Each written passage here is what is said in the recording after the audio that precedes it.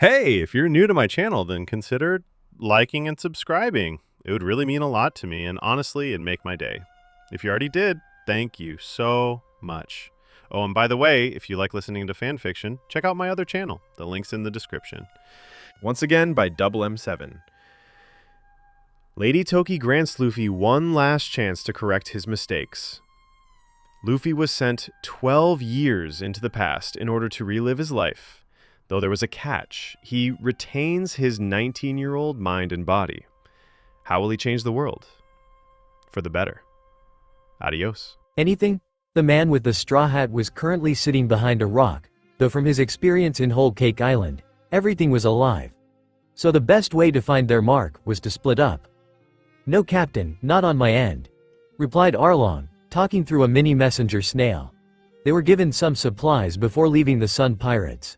These handy little snails made communication much easier for the trio. "Northbound, Captain. I have eyes on the purple-haired big-nosed lady as you described." On the other line Mihawk could hear two people snickering. One was Arlong and the other was Luffy. Charlotte Brûlée was a key piece to this mission, as she was going to grant them the necessary access to Charlotte Katakuri, the strongest commander under Big Mom. How exactly? Through the mirror world. All right. Arlong rendezvous at Mihawk's location, stated Luffy as he finally collected himself. "Aye," responded Arlong. Several minutes passed as Luffy and Arlong stealthy made their way through the seducing woods and met up with Mihawk. "Hey Captain, she's just up ahead," stated Mihawk, who pointed at a wooden area about 100 yards out. "You think we should attack her?" Yeah, I think so." With that, Luffy backhanded Mihawk, realizing exactly what was going on. His backhand connected with Mihawk's face, causing the illusion to fall apart. Behind the disguise was none other than the woman of interest. Her thick, messy purple hair and plump, eggplant-shaped nose began to bleed at the impact of Luffy's hand connecting with her face. "How the hell?" Brûlée began, but Arlong immediately restrained her from escaping, and also asking for help. "Let me go now. Do you know who I am? I know this looks bad, and I'm sorry for this, but I need access to the mirror world, and I need you to get me Katakuri," stated Luffy, who was crouched low as to not attract any more attention. In the seducing woods, Brûlée was queen. She controlled all the homies within the area, and without their leader, the homies didn't have any instructions to follow.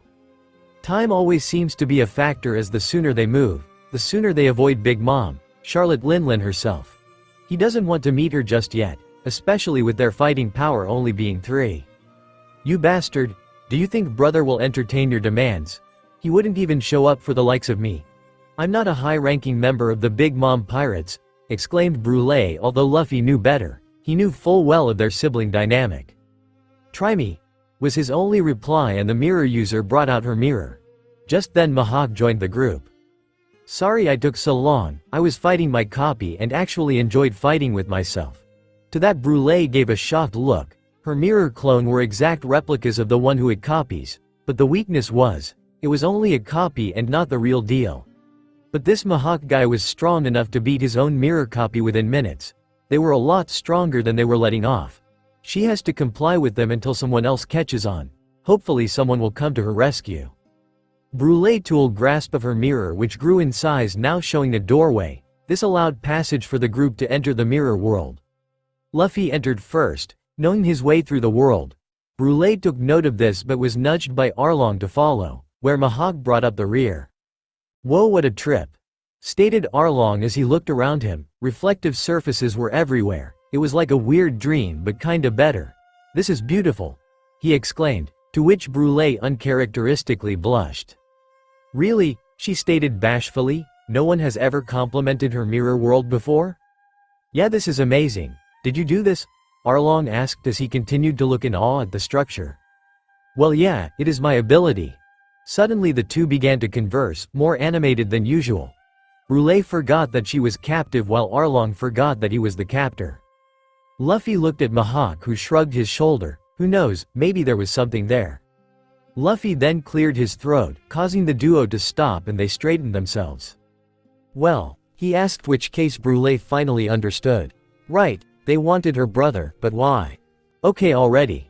She then brought out a small hand mirror where she called for Katakuri. At first nothing, Then a few more seconds passed. Finally it was silent. No answer on the other end. "There goes that plan," said Arlong, but just as Luffy was going to call it a day, a spear was thrusted right past Luffy's head. Luckily Mihawk blocked it with Yuru, before it could connect with his skull. Arlong found himself on the ground, and an invisible force, much faster than his eyes, literally swept him off his feet. Brûlée then found herself in the arms of her dearest brother, who came to save her. "Brother," she exclaimed, surprised that he came. Who was he? The man was the strongest of them all. A man who could challenge for a seat of a Yonko if it weren't for his mother. This man was Luffy's strongest recruit. This man was Charlotte Katakuri. His eyes were burning holes through all the intruders within the mirror world. His signature scarf draped around his neck to cover his monstrous mouth, to which Luffy didn't even care about the appearance. But apparently, the Charlotte family made a big deal about it. For a bunch of people who were mixed in race, they sure are picky with appearances. "Who the fuck are you?" asked Katakuri, as he gently moved his sister behind him. "Monkey D. Luffy, future Pirate King. I request your assistance." Luffy began, but of course, Katakuri merely looked at him with confusion. "What the? Who the hell do you think you are, barging into Mama's land, kidnapping my sister, and then calling me out? Is this some kind of stupid joke?" Katakuri exclaimed, not believing the situation before him. "Right, well, I know your mother really well, and I don't think your beliefs line up with hers. I believe that if you were given an opportunity to find your own path, you'll jump at the chance. You are a man simply out of place in your own family." Luffy was hitting all his major talking points, but he had a feeling it was probably not enough. He was an intruder after all. "Shut it, intruder, you act as if you know me." He then twirled his trident, placing it behind him. "I will silence you myself." Though Luffy had a smile on his face, because deep down, he knew he rattled Katakuri's resolve. "Reinforcement are on their way, brother," exclaimed Brûlée, who opened a doorway to let some allies through. She sneakily opened a doorway as she hid behind her elder brother. Katakuri took this opportunity to engage Luffy in battle, understanding that he was the most powerful of the intruding group. "Like hell!" exclaimed Arlong as he busted the mirror entrance with his fist. His effort shot down the flood of Big Mom Pirate's chess soldiers from arriving, but what he did not anticipate was another one of the sweet commanders to join the battle. Oh shit! Arlong knew he wasn't a match for the person last to get through the mirror. His power could match even that of Jinbei. Brûlée prepared to open another doorway on the opposite end of the mirror world. But before she could continue, Mihawk appeared from behind her. Katakuri, who was still engaged in a battle with Luffy, attempted to rescue his sister, but Luffy would not let Katakuri attempt to assist anyone else. This was their battle. So Mihawk chopped Brûlée's neck, effectively knocking her out. Her mirror ability will not be a problem for the time being. His gaze then shifted to a couple of yards away, for in the middle of an army of pawn soldiers, was Arlong engaged in a battle with a stronger person. Good. Meanwhile, the aforementioned third recruit of the Straw Hat Grand Armada was currently struggling with the numbers game. The chess soldiers were formidable in that they kept coming back for more beating. That wouldn't really be a big issue, except he was also keeping said soldiers from interfering in his captain's fight. Finally, to mock east person to enter through the portal was a sweet commander. "Your name, pirate, for you will be killed today by me, Charlotte Snack." The last man to enter the portal was a similar rank in the Big Mom Pirates hierarchy. His name was Charlotte Snack, and he was a big man with a giant blade on his back. "Fuck you is my name," exclaimed Arlong as he felt his ally take some heat from him. From across the room, Mihawk traveled the distance within seconds, clashing blades with Charlotte Snack. "I am Dracule Mihawk and I will be your opponent," proclaimed the swordsman. Black blade Yuru sparked under the deadly gaze of Snack, as his own blade challenged the supremacy of Mihawk. Very well then. Thus the battle of the mirror world was underway. Charlotte Brûlée was knocked out. No way of getting more people in the mirror world while she was passed out. Arlong fought all the chess soldiers in order to keep them away from Mihawk and Luffy's individual battles. He was thinking in his mind that this was way funner than sulking around in Fishman Island. Dracule Mihawk was in a heated battle with Charlotte Snack, as neither man will accept a loss.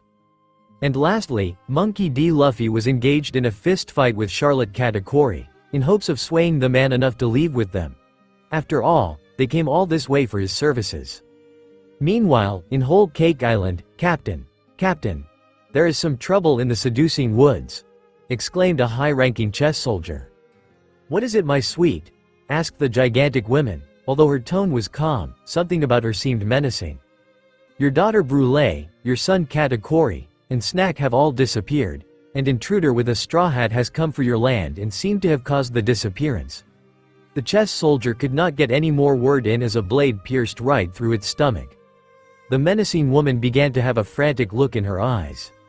Red-haired is here for my head, exclaimed the woman, although another person picked up on the update. Well, more like a bird person. It seemed like they were used to the questionable decision-making of the woman. No, Big Mom, it is another man. A man who was relatively unknown until he made his name known for defeating Borsellino of the Marines. They call him Mugiwara. A birdman hybrid entered from the shadow. His feathered hands were grasped firmly together as this was a fantastic opportunity. He only came for his weekly bribe to alter the news story from Big Mom, but this was amazing. Someone was in her land. This was going to be quite a story. For a very long time Big Mom remained quiet, unchallenged, and kept within her lands. This was amazing, indeed. Morgan, if you weren't an asset I would kill you right now, exclaimed the angry Big Mom. I was having an amazing morning with such delicious food, but this Mugiwara ruined everything. She then raised her hand, her thundercloud, Zeus, and her own personal son, Prometheus. Then the same blade that stabbed one of her own men turned into a bicorn. It was known as Napoleon, gently placing itself on her head. I'll end this Mugiwara today for ruining my morning. Someone find me a way into Brûlé's world. Now, she exclaimed, to which the foot soldier began to scramble. Big Mom, you forget that Brûlé keeps mirrors all over her woods. One of them should eventually allow you passage. For an ally of Big Mom, the bird knew a lot about her family. Her eyebrows were raised and she looked at Morgan, although it was an issue for another time. Very well, Zeus, bring me to the seducing woods. Big Mom took a firm grasp of Prometheus.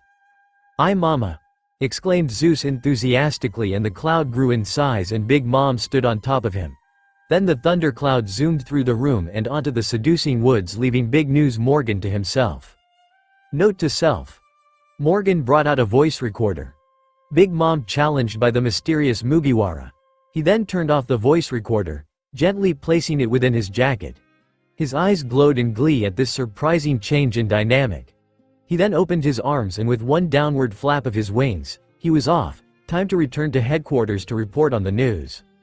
Back in the mirror world, you're stronger than you first let off. Katakuri remained standing, but he was panting heavily from the head-on battle with the Straw Hat Captain.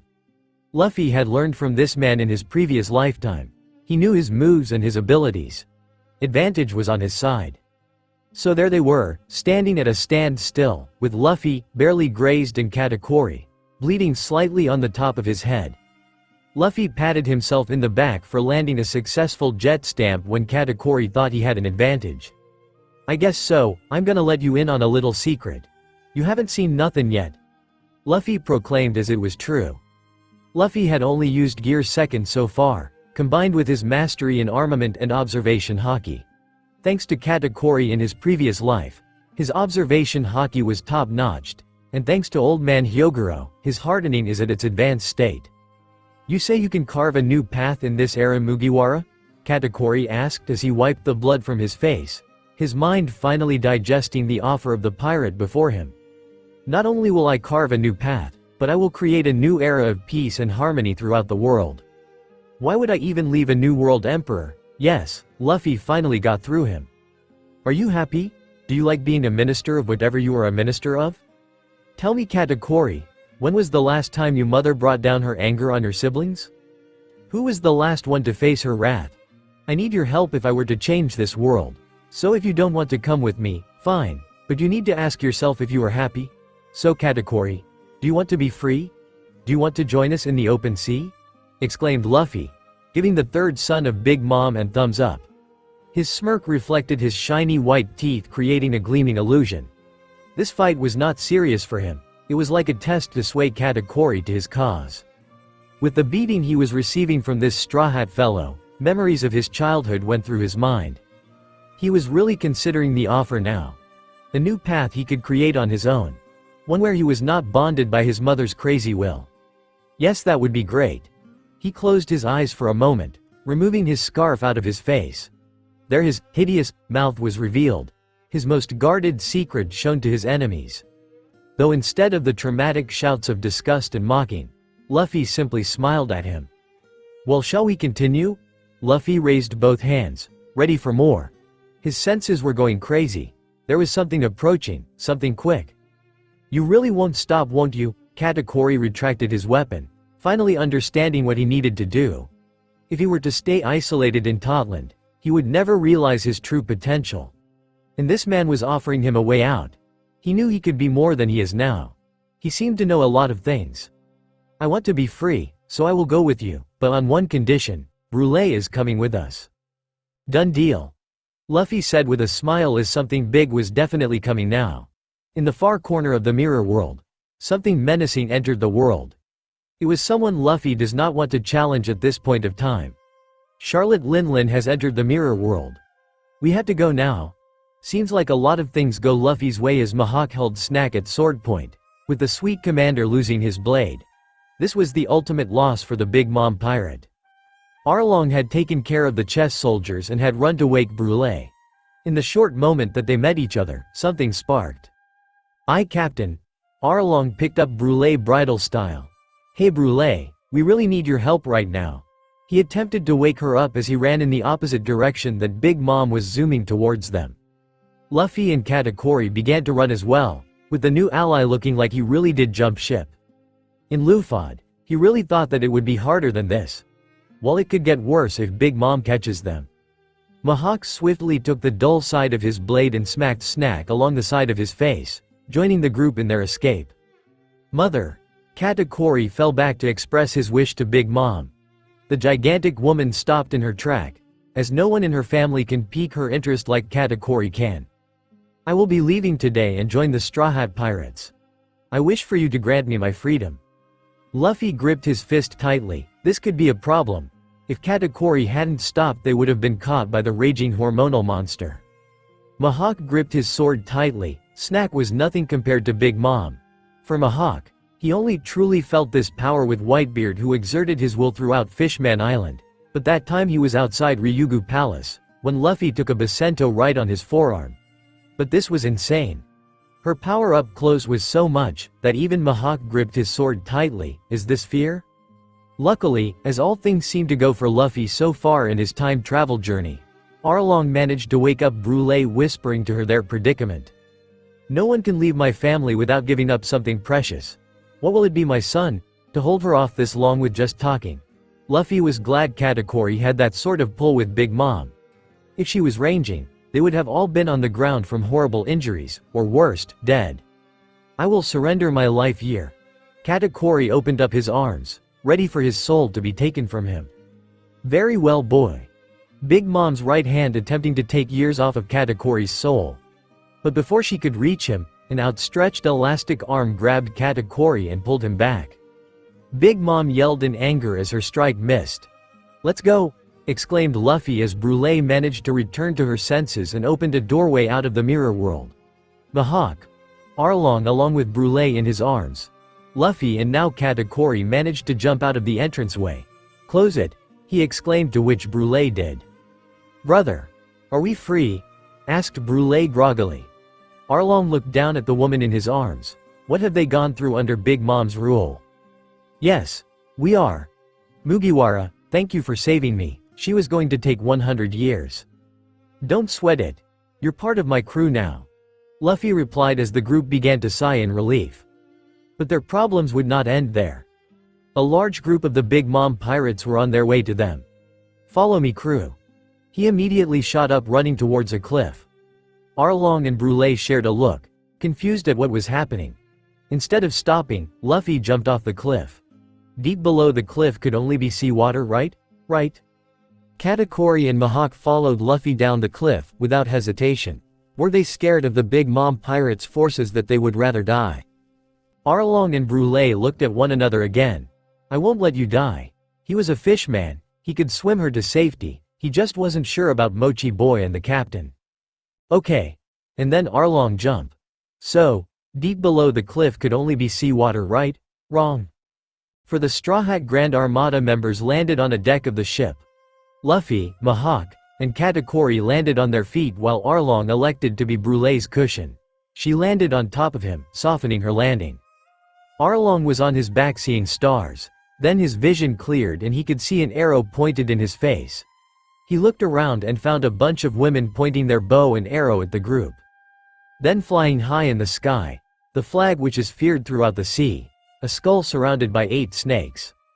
Tell me what you know. Firmly in the grasp of a beautiful raven-haired woman, possibly the most beautiful he had ever seen, was a letter crumpled up in her hands, addressed to one Boa Hancock. Hee hee. Everyone now looked at Luffy in confusion. Chapter 3. Luffy had pulled out a piece of paper and was scribbling a letter.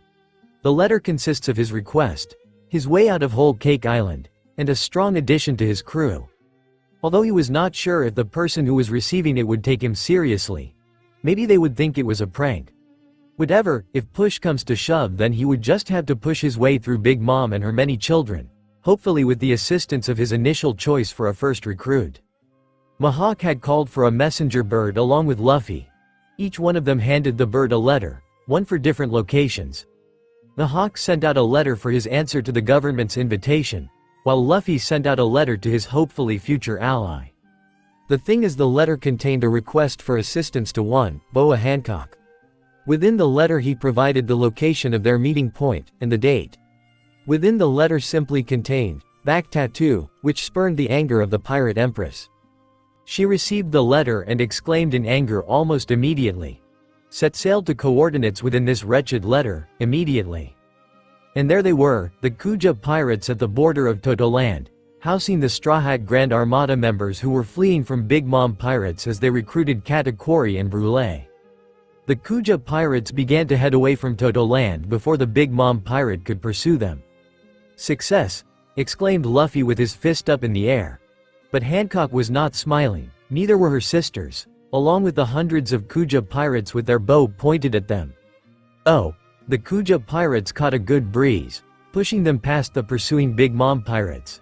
In due time, they would leave them in the dust. You.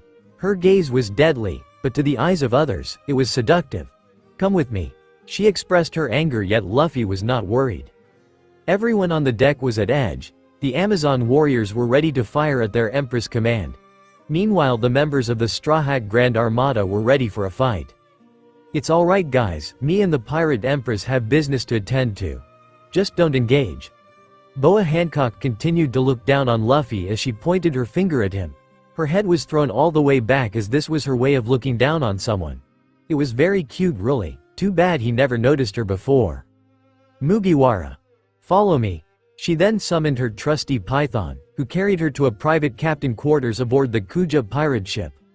Luffy shrugged his shoulder and followed her, looking at Katakuri, his eyes saying for them to stand down. The newest addition to the pirate group raised his hands, to which his crew member relaxed.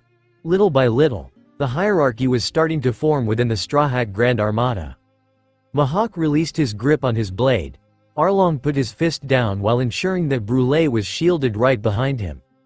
Katakuri looked at the two and made a mental note of whatever the hell was going on there. Though the Straw Hats lowered their weapons, the Kuja pirates continued to threaten them with their bow. Going to the captain's quarter was the easy part, as Hancock continued to stare him down. She then opened the door and had him go in first. Luffy complied again. In his mind he was getting his story straight. She then slammed the door behind her. Memories of her previous life flashed before her eyes as the shameful tattoo was brought up by this damn pirate. Their eyes met as Luffy found himself mesmerized in her eyes, burning with loathsome feeling against men. And then a vision passed through him, in a similar way that Queen Otahime gave him a vision into her life by a handshake. Hancock gave him a vision via eye contact. He stood before her as her celestial dragon whipped her repeatedly for attempting to get a piece of bread. Her young frail body could barely bear the beating. Though she did not cry, he could feel her resolve as she wanted to reserve her fluids. Crying would waste what little water she had in her body. Then as the beating finally ended, and the celestial dragons finally left her alone, Hancock lay on the ground for a moment before finally spitting the piece bread in which she took a beating for. She then placed it in one of her tiny pockets as she slowly made her way back to the sleeping quarter. Luffy followed her and threw her slow limp towards where she needed to go. He could feel what she was feeling. It was anger, confusion, disbelief, sorrow, but she was not one without hope that she clinged onto. Then as she reached where she sleeps when the celestial dragons weren't having their fun with her, she took out the small piece of bread and split it in three. What little piece she stole and took a beating for, she split. For underneath the hay in which she slept on were two other girls. Luffy could recognize them as Sandersonia with the green hair and Marigold with the golden locks. "What happened to you?" asked Marigold. Tears began to well from her eyes. "Please don't cry, reserve your strength. Eat." Hancock shakily handed them a piece of her bread, what little she had taken, what her body suffered for. "No, Hancock, you eat it," replied Sandersonia, trying to give her back the piece of bread. "Please, you both have to eat." The rave-haired girl pushed the bread back in Sandersonia's mouth, to which she finally ate it. What little was given to her was greatly appreciated. "We will survive. I swear it." "Slaves. Time for a show." Someone screamed from a distance. People who were living no better than livestock began to flock out, as they were the property of the celestial dragon. And the show was the process in which the celestial dragon picks a slave and does whatever the hell they want to do. Whatever it was. Marigold and Sandersonia trembled at the thought of what their day would look like. But Hancock held them close, hugging them both. "We will all get through this," she stated firmly, though her body trembled from her weakness. It did not help that her body continued to flare up from eating a devil fruit for the pleasure of the celestial dragons. They did whatever they wanted, and they force-fed the sisters one devil fruit each, making them show animals. That's how they were treated. As the sister made their way to the pit, where the show takes place, Luffy could see a hideous-looking celestial dragon, a product of many years of inter-family procreation. The celestial dragon made his way to Hancock, taking an interest in her. He then caressed her cheeks before smacking her on the side of her head. Why? No reason. They didn't need a reason to. The slaves were property of the celestial dragon. He then dragged her to a red room, decorated with the finest that the world could offer. This was where the celestial dragons had their way with whoever they wanted. He proceeded to toss her in bed and then slowly caressed her beautiful skin. "Stupid slave," he whispered before ripping her clothes from her body. Hancock did not flinch, as this was something that occurred often. She did not give them the satisfaction of showing fear. Luffy could only look on as Hancock was going to be raped. Her body was going to be used without consent. His fist was clenched tightly and his face turned bright pink, as all he wanted to do was beat the life out of the celestial dragon. Boom! Something miraculous happened. An explosion occurred in the distance, causing the celestial dragon to momentarily jump away from Hancock. "Revolution!" exclaimed someone from the outside. The celestial dragon opened the door to have a look and found the pit on fire. "What the hell is going on?" exclaimed the celestial dragon. Hancock laid in bed, not daring to move so that she did not get disciplined. No need to elaborate on what they do to those who do not obey. "Sir, for your safety, please come with me. We are under attack." This caused Hancock to sit up. Under attack? The celestial dragon followed the guards, suddenly screaming in panic. Hancock grabbed the cloth from the bed wrapping her naked body. She slowly made her way outside the red room, where she found flames everywhere. Then suddenly from the roof of the red room, a guard of the celestial dragon fell, and on his chest was a dagger. He had been stabbed by a tall, powerful fishman. "Run now!" exclaimed the fishman. He then ran to another guard who was electrocuting a slave on the ground. The fishman tackled the guard and threw him against the wall. Hancock still couldn't understand what was going on, really, but she ran, found her sisters, and they all ran. Luffy could only watch in horror at everything that was going on. This was the day that Fisher Tiger climbed up the red line and released the slaves held by the celestial dragons. Though he did not do everything himself, he could see his familiar face assisting Fisher Tiger. It was his father, Monkey D. Dragon. Along with other members of the Revolutionary Army, the group managed to help the slaves escape that day. Then the vision ended and Luffy was back in the room with Hancock. "What do you know of my back tattoo, Mugiwara?" Hancock exclaimed, as no time seemed to pass from the vision and the present time. After seeing her vision, he understood her disdain, her disbelief and her anger. Luffy could finally see Hancock as more than just the pirate empress. She was a human tormented by oppressors in the past, burdened by her position as the strongest woman in her country. I know that you are a strong person for what you went through. He stood up then took one step forward, causing Hancock to flinch slightly. There was a good distance between them but Luffy was suspicions. Those who wronged you are not human, they are worse than trash and I swear on everything that I will deal with them. For what they did. To prevent it from ever happening again. Then Luffy took another step, and another. You don't know me, why do you act as if you know what I went through? You are merely a stupid man. All of you are SS in the face of this earth. Hancock prepared her ability as if the Straw Hat person gets any closer, she will turn him into stone. You ask what I know about your back tattoo. I know it's a mark of the celestial dragons. Another step and now he was only a few steps from getting close to her. How? Her heart dropped at the mention of those demonic beings. Listen, it does not make you less of a human being for what they did to you. In fact, it makes you better than them. Those monsters will eventually get what they deserve and I will be the man to make sure of it. Luffy was finally face to face with her. Luffy stood about a head above her. Both were now the same age. In his past life she had been taller than him but her smaller, 19-year-old body made Luffy the taller of the duo. Hancock took her hands and formed a heart, slightly shocked at his closeness. Sorry but, she released her Marrow ability. Her heart-shaped energy waves escaped her hands and phased through Luffy. She expected him to turn to stone as all men only want one thing. They were lustful creatures and her ability petrifies those who lust for her. And with her beautiful features, amazing body, and powerful aura, nobody could resist her. But he did. Luffy remained unfazed, not becoming petrified. She then upped her game by removing her top. The silky dress fell smoothly from her body, revealing her ample breast and left little for imagination. And again she attempted to turn him to stone. And again nothing. All she could see from his eyes was desire. There was desire, but not the desire she needed from him. For his desire was to comfort her pain. Why is he like this? Not like any other men she met in her life. He then did something completely unexpected. He picked her up clothes from the ground and slid it back along her body. Then he held her shoulders. He froze but he didn't try anything, not a kiss, not for pleasure, no. All he did was pull her in and hugged her. Yes, all he did was hug her, pulling her close to him. His arms were forceful but gentle, his grip was tight but relaxing, allowing him to comfort her pain. The pirate empress Boa Hancock has not cried since the first day of becoming a human slave for the celestial dragon. She never cried since then, it was a sign of weakness. And she was not going to show them her weakness. But here she was, held in the arms of a strange man, who promised to right the wrong of this world and suddenly she couldn't help but break down. All the years that she had to stay strong, to become the pinnacle of the strength in her country. To become a Shichibukai in order to protect her people and to destroy any men who attempted to touch her land. All her pent-up emotion was finally released as tears began to flow from her eyes.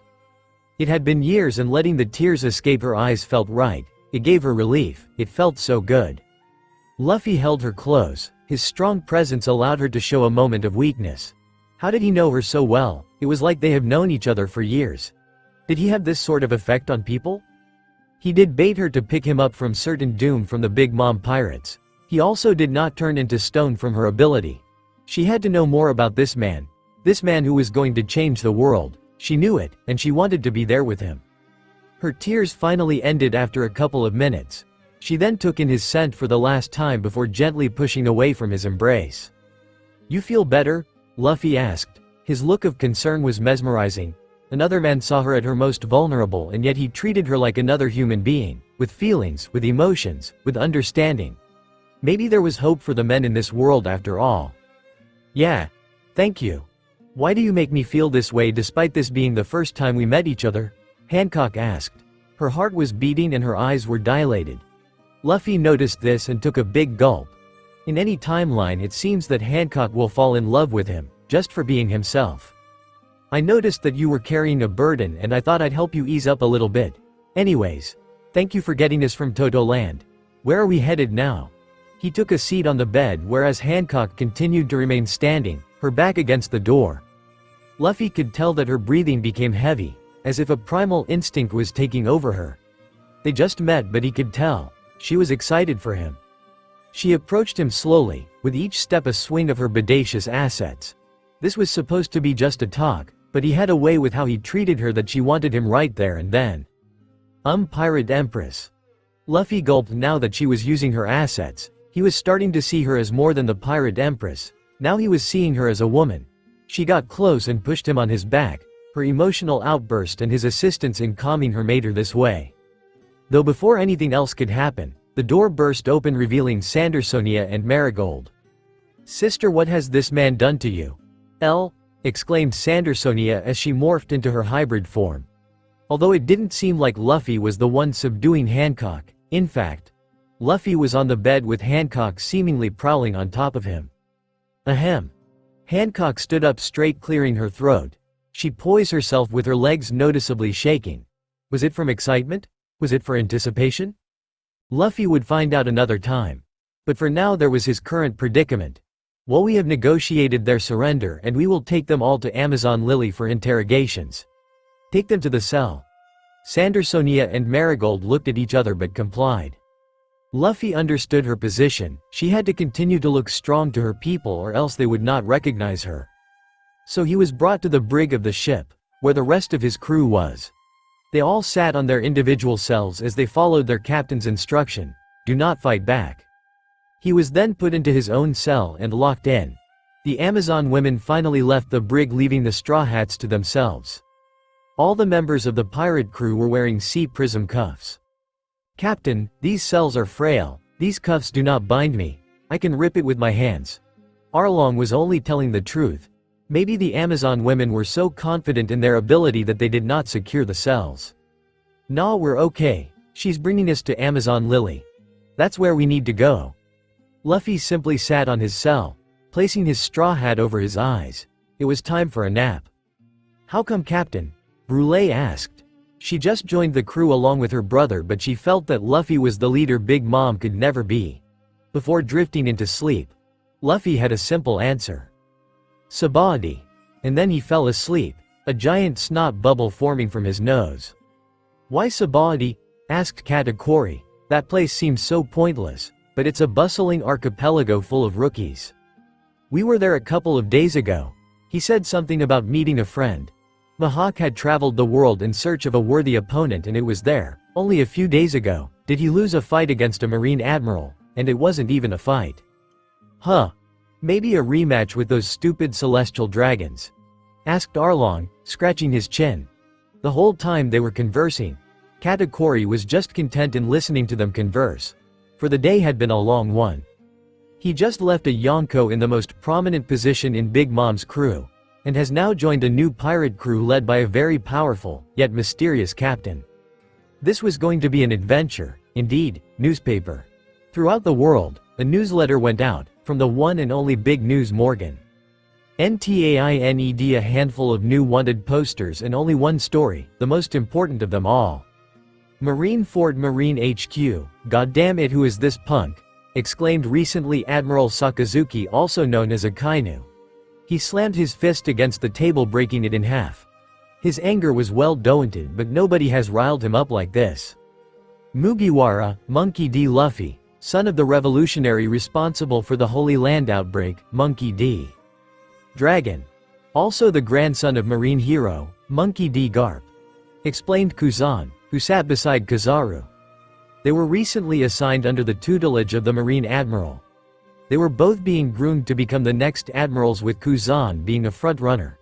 To his comment, Akainu simply looked at him with disdain. Of course he knew who he was. He just wanted to scream something. This kid was a head case everywhere. Kuzan and Kizaru simply sat in their chairs as their newest commanding officer was thrown into a fit of rage. Admiral Sengoku had recently announced that one of them will become the next admiral to assume his position, but it was up to Admiral Akainu to decide. Newspaper. The first poster was that of Charlotte Brule. She was looking up at someone, a picture which captures her love-struck look. Possibly taken when Arlong was carrying her through the whole Toto Land fiasco. Her face was slightly pink but her eyes glowed in glee. Underneath her name was her bounty, dead or alive, 60 million berry. Cliffside Toto Land. Mugiwara. exclaimed Charlotte Linlin as the Straw Hats and the Kuja pirates were able to escape her wrath. She was the most powerful woman in the whole world. And he was outwitted by a damn Straw Hat brat. Plus Katakuri and Brûlé were now gone joining the bastard. Mama, we don't need them. Katakuri was always weak. And Brûlé was even weaker. We are still one of the most powerful crew in the New World. Perispero was the first son of Charlotte Linlin and he had been taking a backseat from Katakuri. He would never beat him in a fair fight. Even with the help of others, they would still lose. But Perispero does not fight fair. Big Mom pirates won't remain so dormant for long. From the depths of the underground and the protective narrative of Big News Morgan, they will emerge out of their stasis and become one of the most powerful players in the New World. The Big Mom pirates, due to the activity of Straw Hat Luffy, is going to become more brutal with Perispero at the helm of the Sweet Commanders than with the leadership of Katakuri. With Katakuri in the previous timeline, the Big Mom was more logical and Charlotte Linlin was more manageable with Katakuri's massive influence. But now with the void that he created for going with the Straw Hat Pirates, Perispero does not care if Big Mom was controlled. He only cares for destruction, chaos, and that's what will happen from here on out. Gah! Yelled Big Mom in frustration. Her mighty roar ripped the cloud out of formation. And through sheer display of power, her children, allies, and whoever was present on the hill that day realized that Big Mom had been kept dormant by Katakuri, and now she will be unleashed. To those who witnessed her anger, and to those who heard her mighty roar from miles away, they all knew the time had come.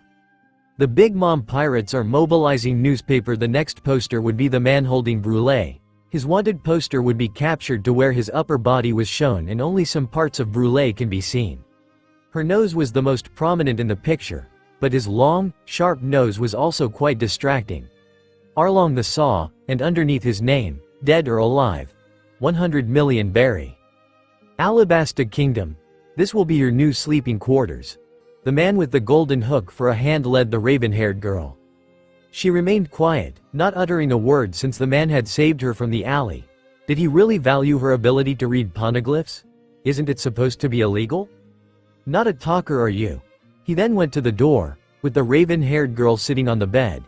If you need anything, my name is Crocodile. Before he left, he gave her a smile. Robin, was her reply, to which Crocodile's smile grew even wider. He then closed the door and left her to herself. All she could do was lay in her bed. The fresh aroma of clean sheets and a clean room was mesmerizing. She hasn't had this. She had her mother, back in Ohara. Newspaper. Then there was a poster of a man. His bounty would have been frozen if he would have simply joined the Warlord program.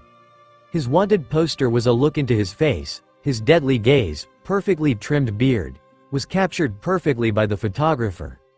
Dracule Mahawk, dead or alive, 300 million berry.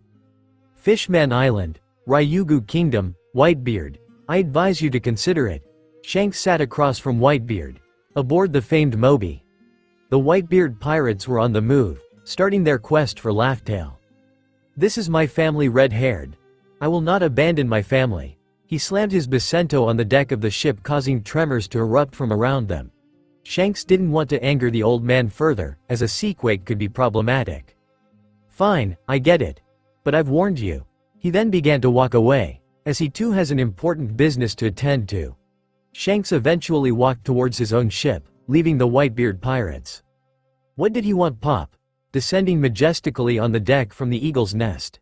His wing burned a bright blue and yellow color, transforming into a phoenix. He then reverted to his human form as he descended beside his captain. Marco the Phoenix, 1st Division commander of the Whitebeard pirates. He told me to watch out for Teach. He said that he was in trouble, began Whitebeard. But I don't abandon family. He has been with us since he was an orphan child. It sounded more like he was convincing himself. Suddenly a head popped up from the deck of the ship. His body was covered in red liquid. The mood suddenly became darker. And behind the man was Teach, with a massive smile on his face. Whitebeard's heart dropped. Thatch what? Yo Captain, me and Teach were just cooking some mean pasta. It blew up on my face. Thatch then grabbed Teach and messed with his hair. This is a good lad here helping me clean it up. Too bad I didn't clean myself up. Oh. Marco sighed in relief. He also thought for the worst. Deep down inside, He knew that kid wasn't right, and so did Whitebeard. Teach had heard their initial conversation. He was sharper than he let off. Outside he was laughing with Thatch, but deep down inside he screamed as his plan was almost ruined by Red-Haired. He knew he should have done more than scar the bastard. But for now they had more pressing matters to attend to. Whitebeard was going to be king. Newspaper the second to the last bounty revealed the former member of the Big Mom Pirates. Charlotte Katakuri's photograph revealed his face without his scarf. Back in his homeland, his family openly mocked the wanted poster. But here he was, with a smile, happy in his own skin. Underneath his name, alive, 600 million berry. For Big Mom wanted to be the one who ended Katakuri's life. Somewhere in the Grand Line, log 318. Mission report, target, Mugiwara. Preference, dead. Status, incomplete. Casualties, 48. Then the man put down his transponder snail and sat back down on the ship which he boarded. The flag which was raised high has been burned by the man. He then took out a small blade which he began to sharpen. Who are you? One man managed to survive the slaughter. This man weakly tried to get up but was unable to do so. The invader stood up, putting away his blade. He then took a deep sigh and then pulled the man to his feet. Shigen. The invader pierced the heart of the man, instantly killing him. His finger was covered in blood but he wiped it with the clothes of the man he just killed. Log 319. Mission report, target, Mugiwara. Preference, dead. Status, incomplete. Casualties, 49. He then sat down once more polishing his blade. Thank you so much, exclaimed rescue boat. You saved our lives, she yelled as the rescue boat was drifting away from the ship. Though not just any ship, a slaver ship. He sighed once more. It wasn't like he found the slaver's ship, killed all the slave traders aboard the ship, freed all the people and gave them a bag of gold to find their way back home. No, he wouldn't do that. He was Cypher Pole's most effective assassin. Rob Lucci the assassin would never do something like that. Newspaper the story which covered the entire newspaper for that day had the face of the newest face shooting up to the top of the pirate hierarchy. Morgan, reporter Mugiwara. He is the man that single-handedly defeated a marine vice-admiral. He attacked a celestial dragon in Sabaody archipelago and escaped from a marine admiral. He is the man who single-handedly entered a Yonko's land and escaped alive. His crew is one of the most powerful ever assembled, consisting of Dracule Mahawk, Arlong the Saw, and recently defected Charlotte Brûlée, and more importantly, former commander of the Big Mom Pirates, Charlotte Katakuri. If you see him, fear him, for Mugiwara is a storm. Then his wanted poster was his angered look when he destroyed the Sabaody archipelago auction house. Then his name was simply Mugiwara, dead or alive. And his bounty? Red Force, Ben. Are we there yet? Shanks was throwing a rubber ball against the wall of his office. He was bored out of his mind. Maybe he should have gone with Luffy. No, Captain, not yet. But look at this. Ben tossed him the daily newspaper and closed the door from behind him. In the hands of Shanks was the newspaper. He went through the newsreel, the wanted poster of each and every member of the Straw Hats. Damn Luffy, what a crew. Then last was the Monkey D. Luffy. He's done so much already and Shanks could clearly remember he just saw him 2 weeks ago. And the bounty. 1 million berry. Wait, that couldn't be right. The red-haired man looked over the bounty and scoffed at it being so low. But then he looked again. There was a fold on the bottom right of the paper. He opened it and his jaws dropped. More zeros were hiding from the fold of the paper. Monkey D. Luffy's first bounty in this new world was 1 billion berry, Kuja pirate ship. Mugiwara. Hancock stood in front of Luffy's cell. A week has passed since the escape from Toto Land. The cell was annoying, but it sure beats fighting with Big Mom. Yes, Pirate Empress, replied Luffy. Please call me Hancock, she said. Her voice was low but the cells were close enough to where everyone can hear their conversation. Okay, then call me Luffy. And he extended his hands outside of the cell, to which Hancock took, and they shook hands. Her hands were soft and his hands were firm. There was an instant spark in the handshake but they had to shake it off. She pulled away holding her hand close to her heart. Luffy. We are approaching land. I'm sorry for putting you and your crew in a cage, I can't just change our laws overnight. It's fine, it's where we need to go anyway. He smiled at her, causing her heart to melt. They stared into each other's eye for a moment too long, but was broken out of trance by a loud voice. "Land up ahead!" screamed someone from above. "Well, goodbye for now, Luffy." She then began to walk away but took a quick glance at him one more time before finally going up to join her crew. "Call me Arlong." Arlong began to mock Hancock's voice, whereas Brûlé joined along. "Please call me Brûlé," and they both burst out laughing. "Shut it, you two." But he had a stupid grin on his face. Katakuri and Mihawk were smiling at the exchange. Finally, they arrived, the land of women, Amazon Lily, Amazon Lily. The Straw Hats were taken from their cells and made their way to the deck of the ship. Then with an entourage of bow-wielding Kuja warriors, the group made their way to the palace. Luffy had been admiring the view once again. The first time he came here, in a similar manner as Ryugu Kingdom, he just rushed everything. But now he can actually enjoy the country. With the beautiful, century-old tropical paradise, amazing women all around, and the fresh air, this was heavenly. "Captain, do we break out now or what?" A week of bondage didn't really bother any of the Straw Hats, as they were all patient people. It was just so easy to get out and escape that it was very tempting to do so. "No, Arlong, we're going to do this the diplomatic way." Luffy had been partly looking at the surroundings, but he was also checking on something else. At any chance he could get, he would look ahead. In front of the group were the Gorgon sisters, with the woman who made him feel some type of way. She was Hancock. Looking back, he didn't really see her other than a friend. But remembering her action towards him, he mentally slapped himself for ignoring all the chances he had with her. Oh well, at least now he would be able to make up for lost time. "Diplomatic way, more like you're going to bone her way," responded Arlong, to which the rest of the group snickered. "Hey," was all Luffy could respond as they finally arrived at the castle. Then the women removed their cuffs and finally, they were free. The Straw Hats were in the heart of Amazon Lily, where it was all women. The Kujas were looking at them funny, completely ignoring Brûlé as they did not care for her being a female. It was the men they were interested in.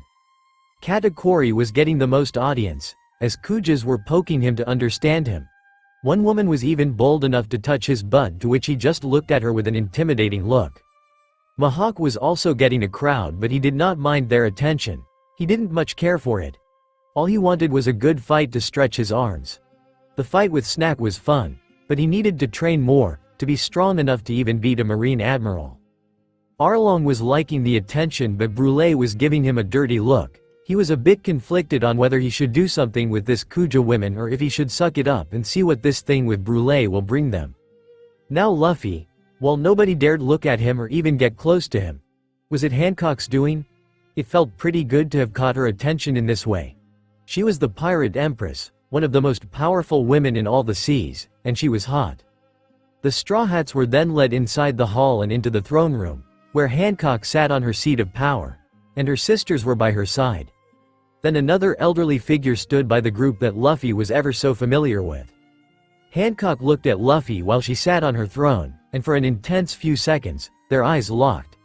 He gave her a smile and she blushed feverishly.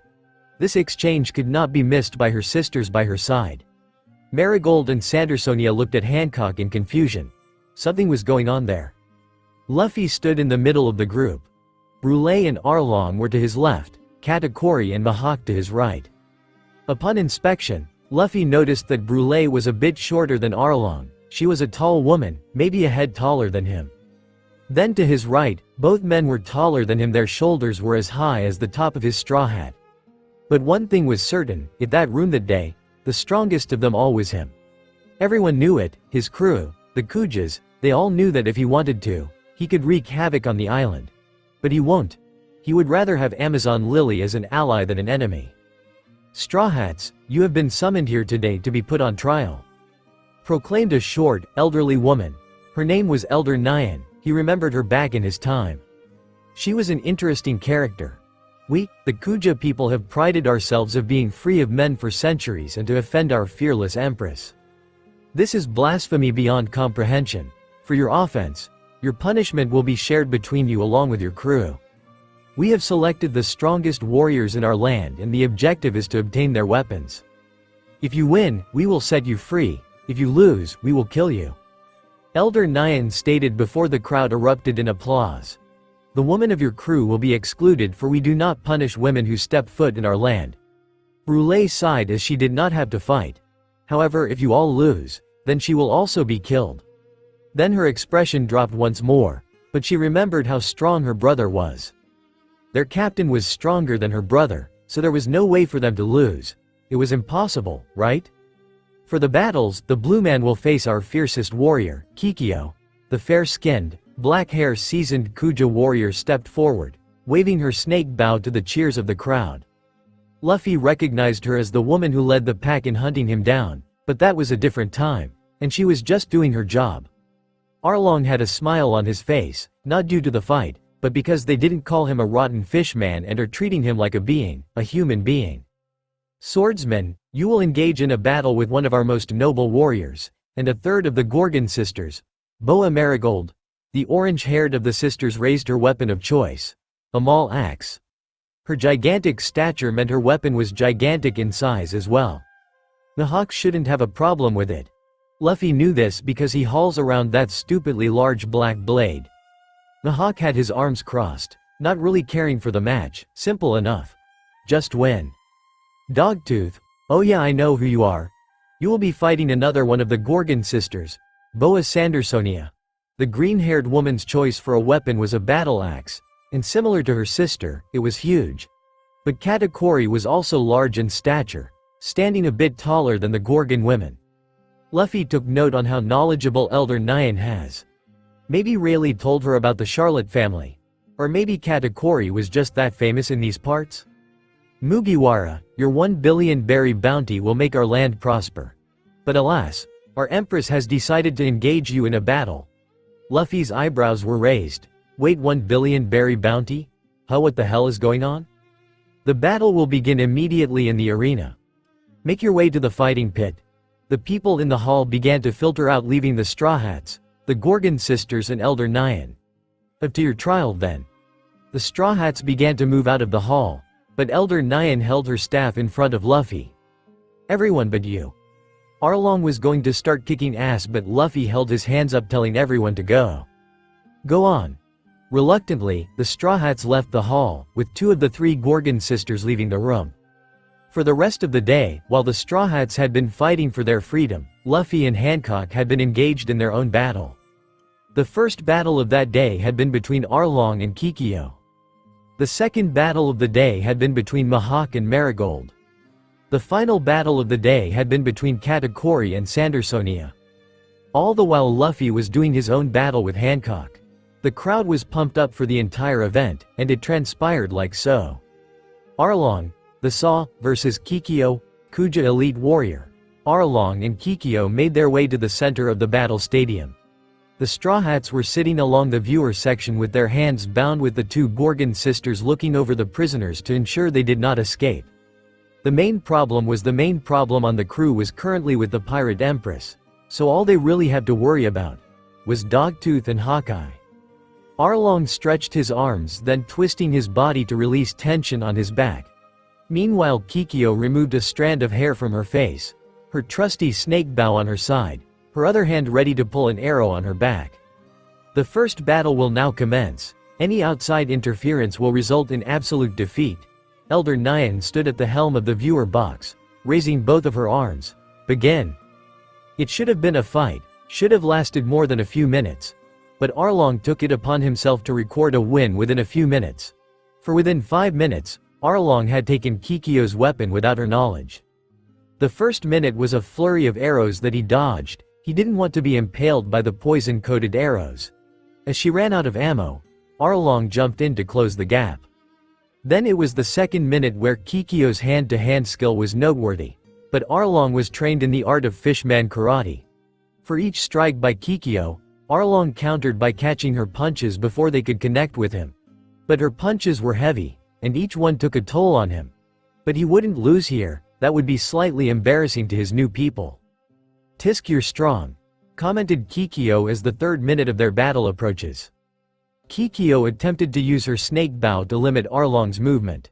The snake reverted to its animal form and tried to constrict Arlong, but the fishman broke the binding. He then caught the incoming Kikyo before her feet could connect. He took a firm grip of her feet as she was in the air and threw her against the floor. The crowd was immediately silenced, for Kikyo was unable to move any longer. Then to seal the victory, Arlong picked up the snake bow. He raised it above his head to no applause. Only the voice of Brûlé could be heard cheering, but the rest were silent. Ahem. At the 5-minute mark of the first battle, Arlong wins. Elder Nyan stated dejected. With the victory, Arlong would no longer be in shackles, but will watch the battles as a spectator. Marigold slammed her maul axe on the ground and yelled, "What the hell? Get loud, for I, Boa Marigold, will be victorious in my battle." She raised her weapon in the air and the crowd erupted once more. Dracule, Hawkeye, Mihawk vs. Boa Marigold. Mihawk stood up from his viewer seat and was given his weapon. The Kuja women removed his cuffs and he finally made his way to the battle area. He swung his sword a couple of times to regain the blood flow in his arm. Meanwhile, Marigold continued to hype the crowd, but her effort would be for naught. As Elder Nyan announced the start of the battle, the hawk disappeared from Marigold's peripheral. She panicked for a moment, instinctively bringing her maul axe to protect herself. But it was too late. Before she could even raise her weapon, the hawk had already taken the maul axe off of her hand without allowing Marigold to move even an inch. The look of shock filled the crowd as their strongest warriors were defeated so easily by the outsiders. The victor of this battle is Dracule Mihawk. Elder Nyan sounded dejected. But there was still hope. There was still Boa Sandersonia and Boa Hancock yet to go. But to save face, she thought of something that will prepare her fighter. A brief intermission will now commence for the final battle. The intermission will give Sandersonia some time to come up with a tactic in fighting Dogtooth. But even his tail reaches their isolated country. I am 2 hours will be sundown. Maybe the guise of darkness will give Sandersonia an advantage in the battle. Charlotte, Dogtooth, Katakuri vs. Boa Sandersonia. The hour has passed and still no sign of Hancock or Mugiwara. Katakuri had been patiently sitting beside Brûlé as they waited for his battle. Arlong and Mihawk were close by as they were no longer bound by shackles. Arlong sat on the floor beside the bench to where Brûlé was sitting in. Mihawk stood beside Katakuri with his arms crossed and his blade hanging over his back. 5 minutes is my time. Arlong stated dejected that he took so long on his battle. 5 seconds. Replied Mihawk, who had beaten her opponent in a matter of seconds. Watch this.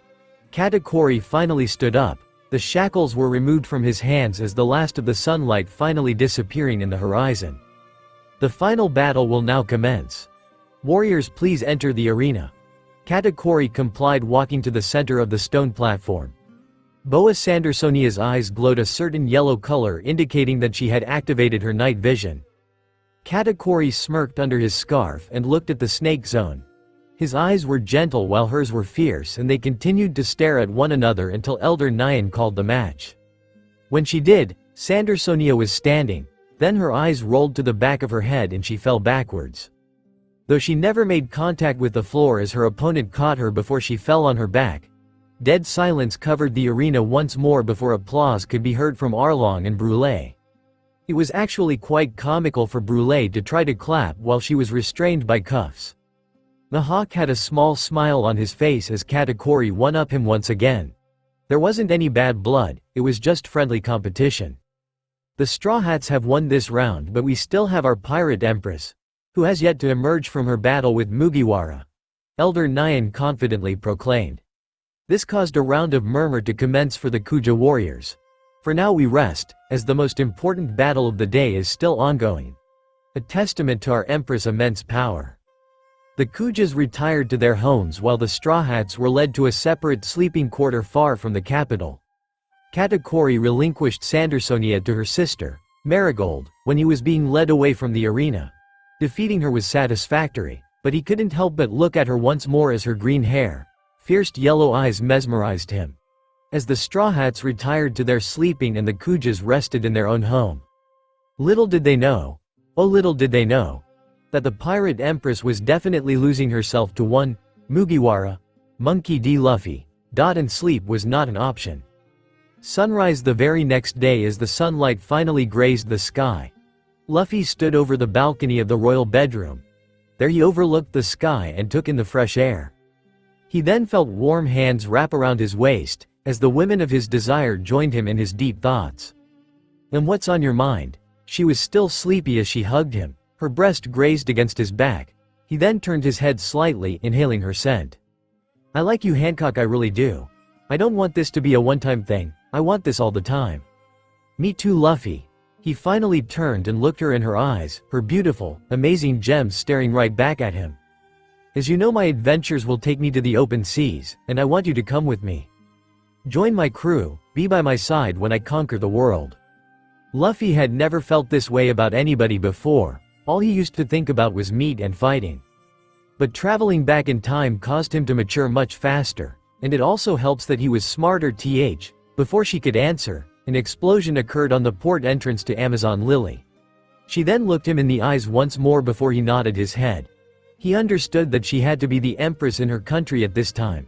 Later, she kissed him in the mouth. Her lips lingered with him for a moment before quickly changing to her empress attire.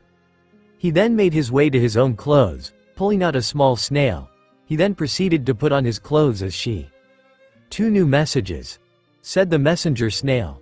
This was an amazing technology that the fish people were hiding. Amazing. Play. He didn't know what to say, but the snail responded and began to play the messages. First message. The voice then played as Queen Otahime. "Hi Mugiwara-san, surprise. You did not expect a message to be left for you? One of our many technological advances that I am excited to share with our human friends. As per your request, we have located your people. Nico Robin is currently in Alabasta, but we have trouble reaching her as she is being safeguarded by Sir Crocodile. But good news in terms of your skeleton friend.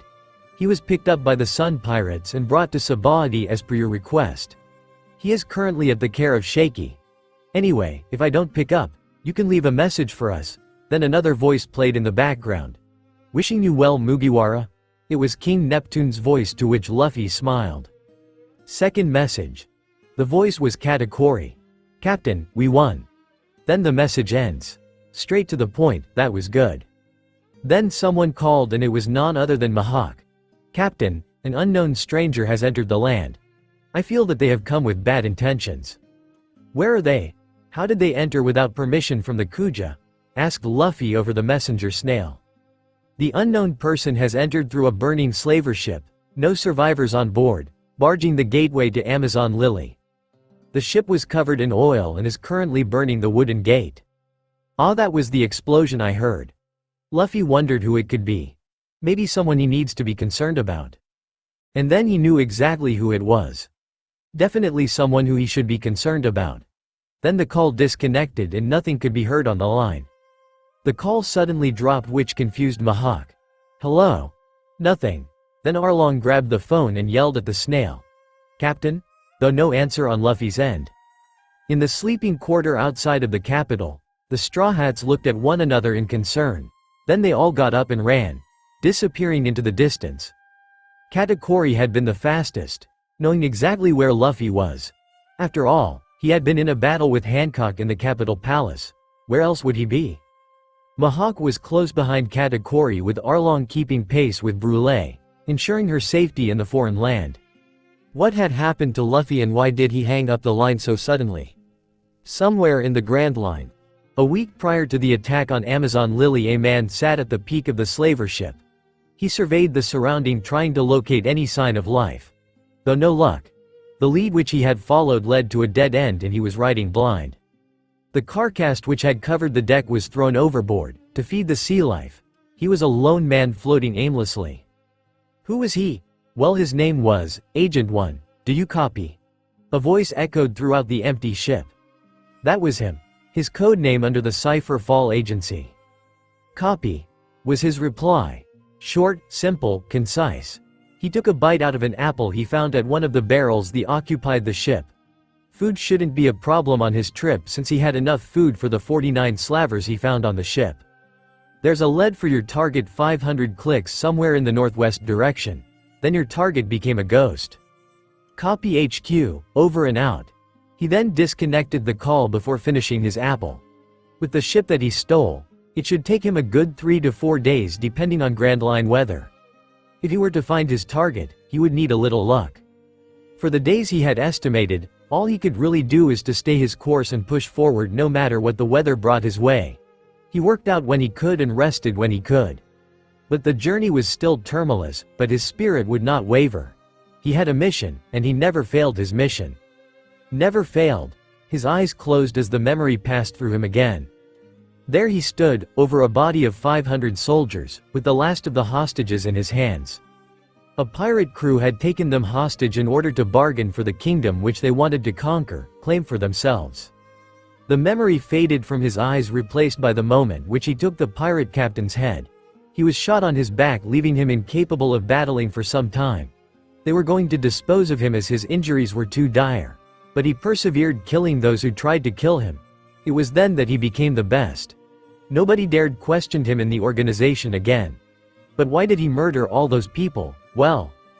Then his eyes opened, removing him from his daze. A story for another time. His journey has taken him on the outskirts of what seems to be a remote island. His gut was telling him this was the place, but there was simply nothing. He needs to circle the island several times to find an entranceway. So that he did. But he couldn't find anything, not even a sign of life. So why did intel bring him in this direction? They did say that his target disappeared after the initial intel. Did he leave?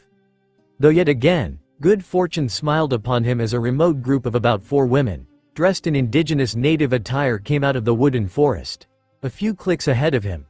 They never looked in his direction, focused on something else. What was it? He didn't really care. All he knew was to wait for them to clear the area, disappearing in the distance, and he finally had a way in. He steered his ship to the direction which the indigenous came from and slowly went through a tunnel of giant trees. Then he found a giant wooden gate. It was going to be a problem.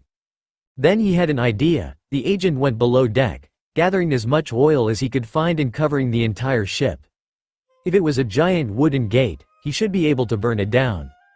As he got close to the gate, he could hear a ring of panic from the indigenous hiding from the top of the gate. "What is that?" stated one of the guards. "Must be a lost ship. It will simply sink upon collision with the gate." Replying to another guard, the agent looked from his hiding location below the deck, where the slaves were held previously, and saw that only 2 women were guarding the gate. They were really confident about their security. They were going to get a rude awakening. The agent took out a match and lit it against the wall. Then as the ship collided with the gate, the agent ignited the entire ship, and with the ship covered in oil, the fire spread quickly. The impact generated a giant explosion, covering the bottom of the gate in flames. But the agent, he punched a hole on the bottom of the sea, and swam underneath the wreckage. He was finally in, and he just had to find his target. That should be easy enough. A target with a billion berry on his head should be located at the central area of the island. His importance shouldn't be ignored, and therefore he will be in the capital. So the agent dashed through the forest. His speed was nothing to blink about. At the tender age of 18, he mastered the art of rokushiki early, and all he had to do was hone it. Within a few moments of blowing a hole through the gate and traveling the massive remote island, he finally found the capital. And where will his target be? The tallest building, of course. He quickly scaled the side of the building, reaching the highest room. There he found a man speaking to someone over the line. He knew this was his target because the aura he was letting out. He attempted to kill him early. A quick swipe to his jugular should make it quick, but his target was stronger than that. For the man caught his arm before even turning around. The agent couldn't believe what was happening. All of his targets were eliminated swiftly, in and out in a matter of seconds. This was not good at all. "Hello, Lucci," said the man. "How the hell?" Then as quick as lightning, emptiness. The man had caught him before he could react, his fist colliding with his own face once, twice, thrice. Then the agent couldn't count anymore as he was being barraged with punches, like a machine gun. Each strike was hitting him on his way down, then nothing.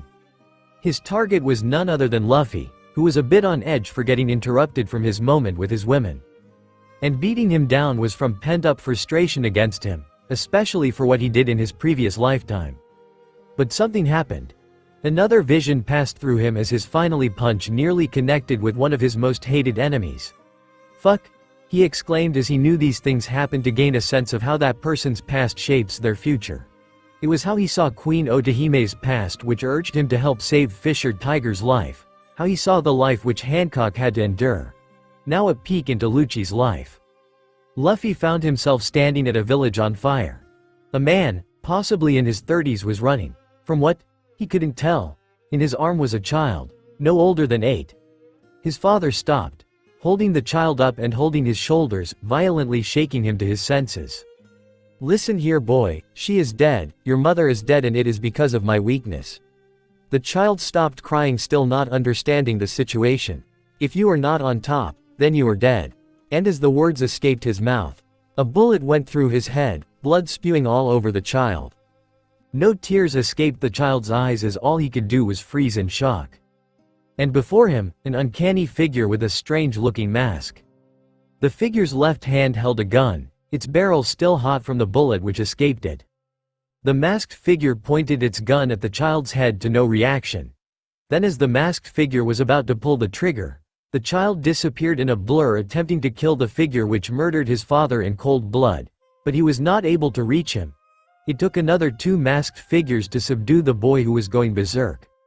The masked figure disappeared in the shadow, with the child's eyes never leaving the assailant for even a second. Then the memory transformed to another. This time the young boy had yet to grow, but a certain fire was in his eyes. He was on a training field, practicing the basics. It couldn't have been more than a couple months since the boy had lost his father. Then time seems to fast forward as the boy continued to train, from sunrise to sunset. His resolve was absolute, his will was undying. Nobody could beat him wherever he went, the perfect tool of war. His goal was to kill his father. But to do so, he needed to get stronger, and he needed to be high enough in ranking to gain access to top-secret information. Then the boy grew after some time, possibly in his early teenage years. He stood before 2 mask figures, a different mask from the people from the earlier memory, but they seemed to be the instructors. "Agent 93, in order to prove your worth, you must destroy a warring kingdom. The pirates which have overthrown the sovereign power of that land have created an annoyance in which must be properly disposed." Stupid numbers, was his thought. He only needed to move up to Agent 0 in order to reach his end goal, in order to get what he needs from them. The second masked figure then placed its hands on the shoulder of the teenager. "Upon completion, your place in the Cipher Fall Agency will be significantly favorable for you. And conversely, upon failure, you will be terminated." Copy. He had no choice. In this world which he was forcefully brought into, it was killed or be killed. He needed to get his revenge, but at what cost? Luffy finally understood the foundation which made the monster, driven by revenge and thirst for power. He was just a child when he witnessed. Then it was the faithful mission. The mission to assassinate the 500 kingdom soldiers who were held hostage and to kill the pirate crew which took the kingdom into their own hand. Luffy watched as the assassin cleanly eliminated all of his target, skillfully and masterfully. Though nothing could prepare him for the end, for as he took the head of the pirate captain, his men shot him in the back, causing him to fade away. His mission was over, but he had failed, and failure was termination, and he was not going to die that day. He had a man he had to kill, and his life would not end there. In the carnage of which he left behind, 2 masked Cipher Fall agents were sent in to kill the wounded agent. But he was not ready to die as he killed the men who were sent in to eliminate him. The last memory that Luffy saw Lucci, recovering from his injuries with the masked Cipher Fall agent. The agent gave him a doe, marked Agent 1, and then nothing. The memory ended and Luffy once again stood over the body of Rob Lucci. His body was beaten to its limits. The stone floor on his back has collapsed on its own. Lucky for him, Luffy had been holding back, not wanting to destroy the building for Hancock. By seeing his life, Luffy understood the man's goal and motivation. But yet he could not overlook everything that he has done. At least not for some time. Mihawk had been a warrior, brewing up fights all over the world in order to become the strongest. Arlong had yet to perform the atrocities he brought upon Nami's island. Brûlé and Katakuri were strictly working for their mother, and as far as he could tell, they were mostly responsible for their own areas and didn't really bother with their mother's business. So for their case, ignorance is bliss. His thoughts were interrupted when his crew finally arrived, probably alarmed by the abrupt ending to their call. "Everything okay?" Katakuri was the first man to arrive, looking first at Luffy, whose fist was still covered in the assailant's blood. Then Mihawk barged right in as well, relaxing slightly at the sight of the captain being alright.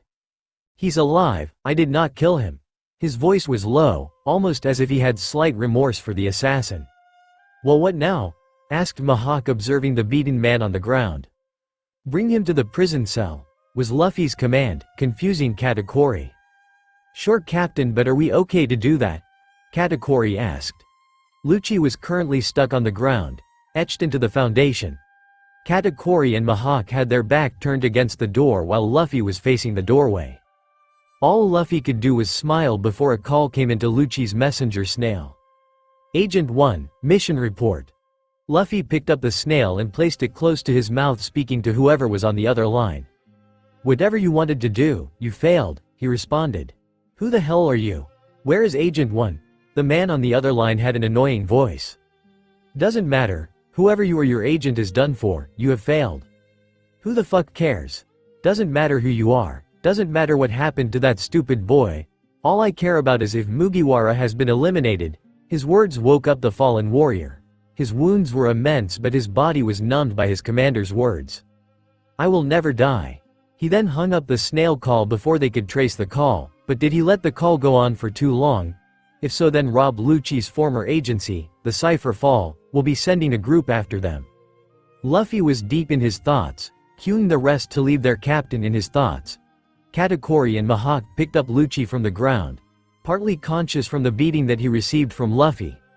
Arlong and Brûlé finally arrived, but it was too late. They ended up following Katakuri and Mihawk. Though a half-hour passed before his lover joined him in the room, he was still stuck in his thoughts, contemplating the situation.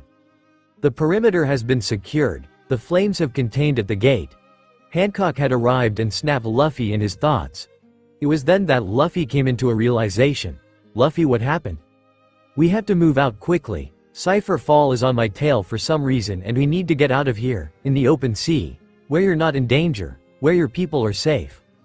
Luffy assumed that Hancock would choose to stay with her country, but to his surprise, she chose him. "Luffy." She then kissed him on the lips. "I'm going with you." "Really, you will go with me?" Luffy could not believe him, his heart fluttering at her answer to a question he had asked her earlier. "But what about your kingdom, your people?" "I will be succeeded by my sister, Sandersonia, for the rule of Amazon Lily." "I'm going with you, silly, after what we did. There's no one else I'd rather be with." "But why do we have to leave? We can make our stand here in Amazon Lily. We would have the advantage." It was a valid question, but Luffy also had a more valid answer. "That's a good point, but also it is not. In your land of Amazon Lily, we would have an advantage of them coming to us. But there is the problem of having to look after your people. I don't want to risk your people's life when there is another way." He then brought her outside on the balcony, pointing at the open sea that was over the horizon. "In the open sea, we don't have to worry about anyone. It gives us a chance to let loose, for the Cypher Fall Agency to see what the real Straw Hat Grand Armada is about." With that, Hancock smiled, finally understanding him. She knew her abilities and power. She was a royal Shichibukai despite being so young, but her lover was a $1 billion man. She couldn't help but shudder in excitement at seeing his power firsthand. Dungeons Amazon Lily, his body would wake up every now and then. Each would be worse than the last. Never in his life had he ever lost to anyone. A master of the Rokushiki, undefeated, cold-hard assassin. And here he was, cuffed against a stone wall, with the man who defeated him without a sweat, standing in front of him. Lucci spat blood that built up in his throat, his eyes slightly open from being inflamed. "Cypher Pole is coming." Luffy had his left hand on his chin, surveying the prisoner. "They do not care for you. If you die, it's not really a big deal to them." He knew that. He heard it before passing out again. "What do you want to do?" "There's only one thing I need to do. Kill that man." "The one who killed your father?" Luffy knew this. He saw his memory. "Yeah," he replied angrily. "Then why become their puppet? A tool at their disposal." "Access. If I reach a high enough rank in the organization, I'll get to learn his name." "That makes sense." Revenge can really shape a person to do horrible things for the sake of retribution. Okay Lucci. But what do you do now? Your organization has abandoned you. IKU. Lucci looked him directly in the eye. That if I die here in this foreign land, to kill them all. You won't die in this land Lucci, you will be coming with me. I plan to meet the Cipher Pole unit that is heading this way. In the open ocean my crew will destroy them all. Will you accept? Luffy would not have done this if he didn't know what the agent had gone through. Everyone had a story, everyone had a purpose. Yes. To this, Luffy removed the agent's arms from bondage and caught him before falling on the floor. He collapsed from exhaustion, and blood flow was not good when hanging from a dungeon wall by the wrist. Good. The very next day Lucci was immediately rushed to the infirmary ward, with a day to recover from his wounds. The Straw Hats were debrief of what the plan was, to which they all agreed would be a good plan. Sandersonia was given the throne of Amazon Lily, to which everyone joined in on the brief celebration. And finally it was time to go. Thank you for the ship Hancock. The crew was given a spare ship that the Kuja woman had taken from a lost pirate crew. I hope it is good enough before we get to where you want to get a ship. It will. He gave her a kiss on the lips before she slapped him playfully on his chest. Not now, there's people here. For a pirate empress, she sure was shy when showing affection. They were currently on the deck of the ship, except for Lucci, who had been placed in one of the rooms below the deck. Arlong had his arms around Brûlé. Katakuri was paying attention to the meeting, and so was Mihawk. Right. So everyone, once we meet them, we don't hold back. They're coming after us to kill us, to destroy anyone who gets in the way of their goal. Right, Captain, replied Katakuri. I shall prove my worth. Let's make it a competition, exclaimed Arlong. I'll take your wager, Arlong. A month's cabin boy chores to the one with the least enemies slain. The Hawk proclaimed. You can even combine yours and Brûlé's total to make it fair. Fine, Arlong replied, knowing Mihawk would mop the floor on him, but with Brûlé, maybe they'll have a chance. Excellent, me and Hancock will take care of the command center, I feel. Then, to the surprise of the crew, Lucci had walked out of bed and towards the deck of the ship, gripping onto the railing for support. They will probably bring 3 ships full of maybe 2 high-ranking Cipher Fall agents, a commander and about 200 recruits. And leave me him, that rat will definitely be there.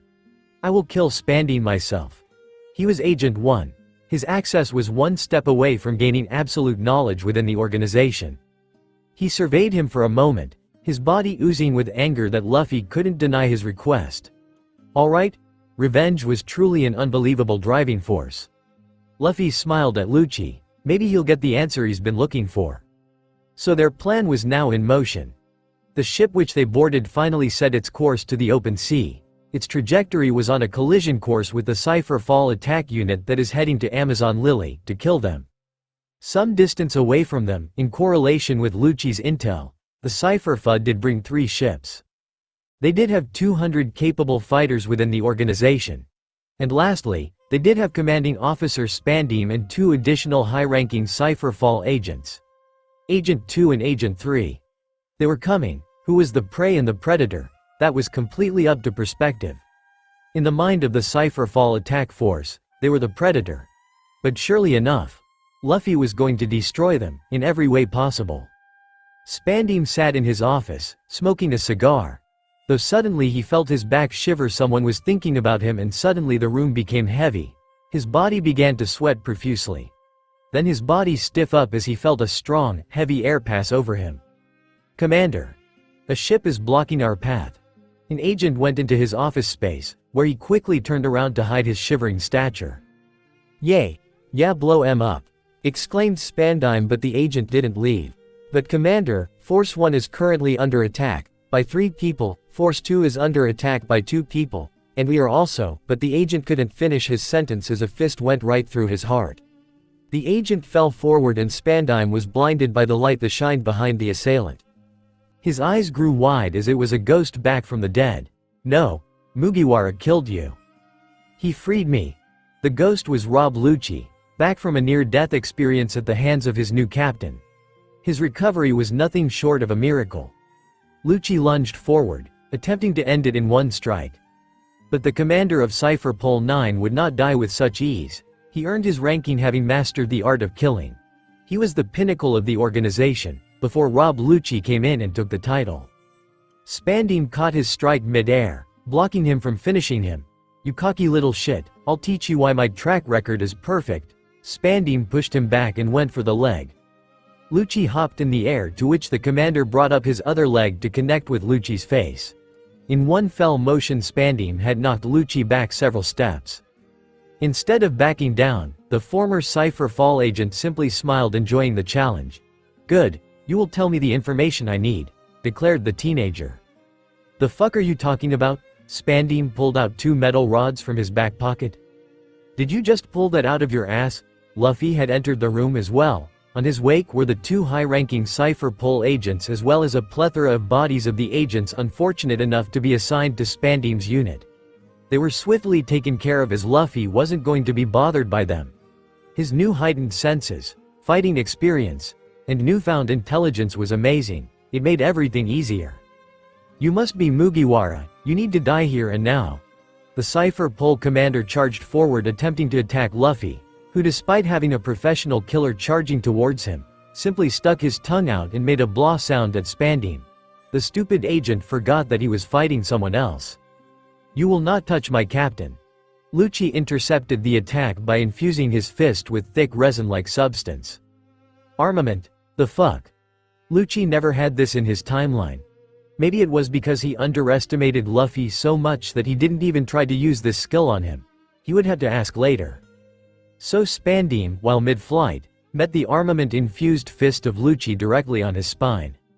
The impact caused the assassin to slam harshly against the wooden floor of the ship. Spandiem could only spit blood as his back was shattered.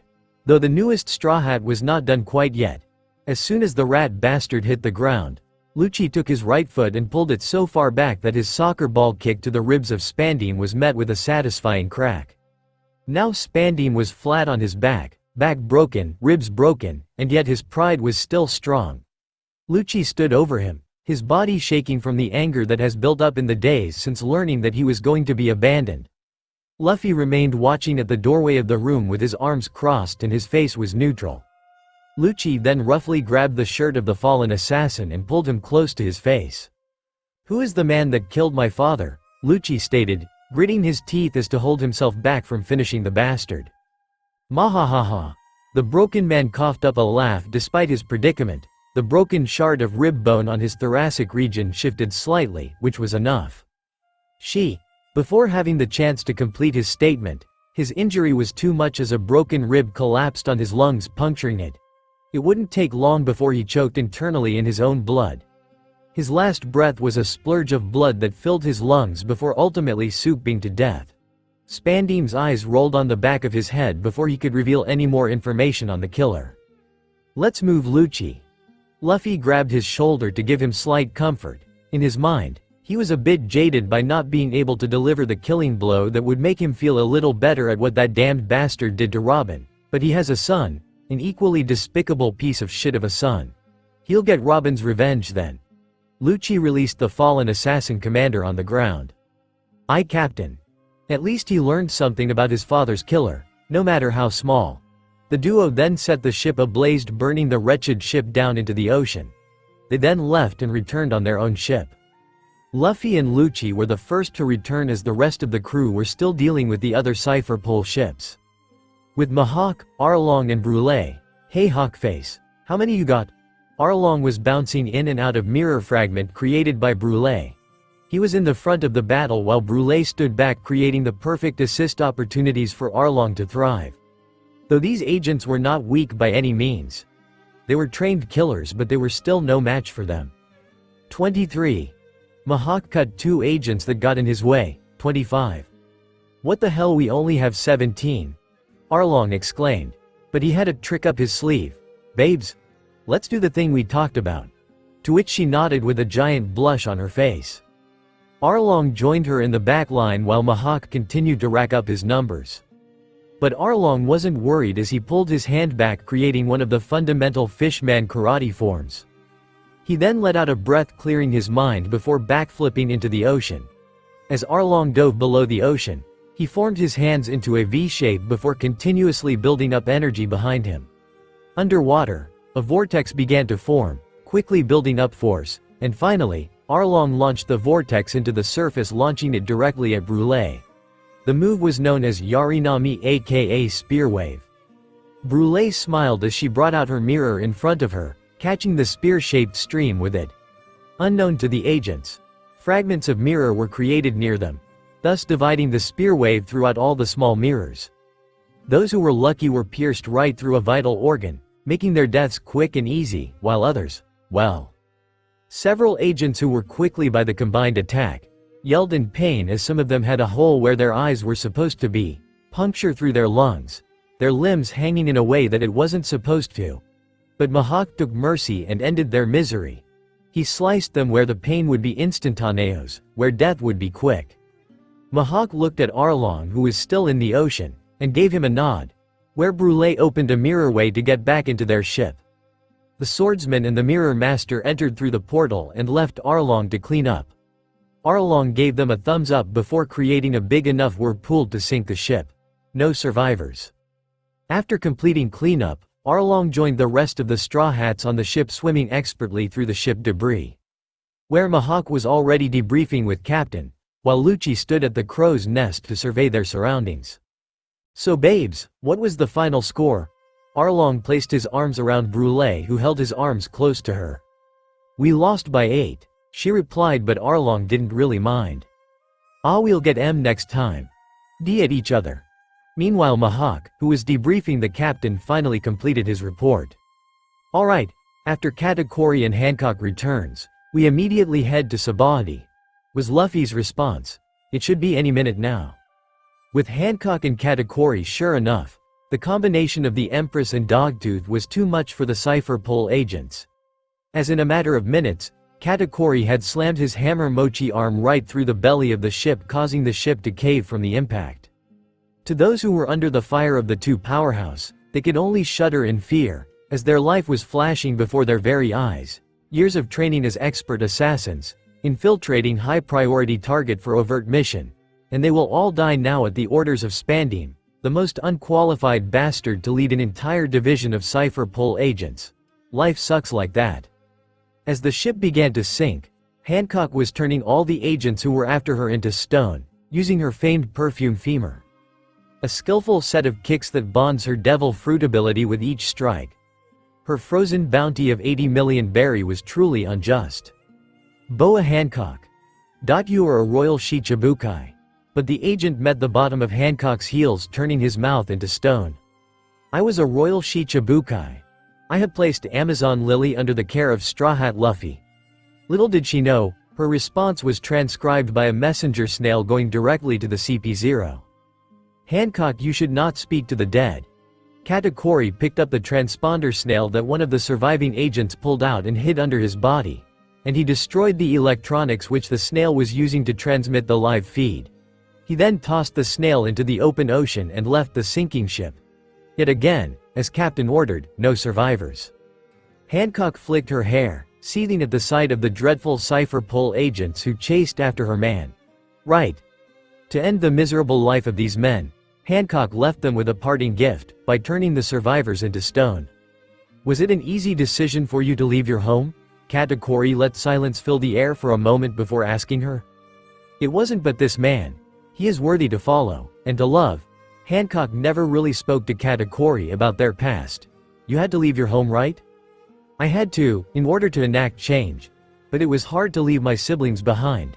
It was then that Hancock placed a hand on the vice captain's shoulder, looked him dead in the eye and said, "We will get them." To this Katakuri smiled, and nodded his head. The captain chose the right queen. She then jumped away from the ship, using her inhuman leaping ability to return to their own ship. As she arrived, Luffy met her, immediately picking her up off the ground, giving her a kiss. "Good of you to join us, Miss Boa." He then placed her on the deck once more, though not releasing her from his embrace. Thus the Straw Hats have cleaned house. Not even the main force of Cipher Pole 9 can stop their current path to pure dominance. Orders, Captain. Arlong was tasked with manning the helm. Lucci was in the crow's nest. Mihawk had been on rope duties. Then Hancock and Brûlé had been tasked to create a meal for the crew. Meanwhile, Luffy and Katakuri stood on the bow of the ship, overlooking their destination. Sabaody Archipelago was Luffy's orders, and lucky for them, he was smart enough to grab a log pose from Sabaody when they were there. How did he find time?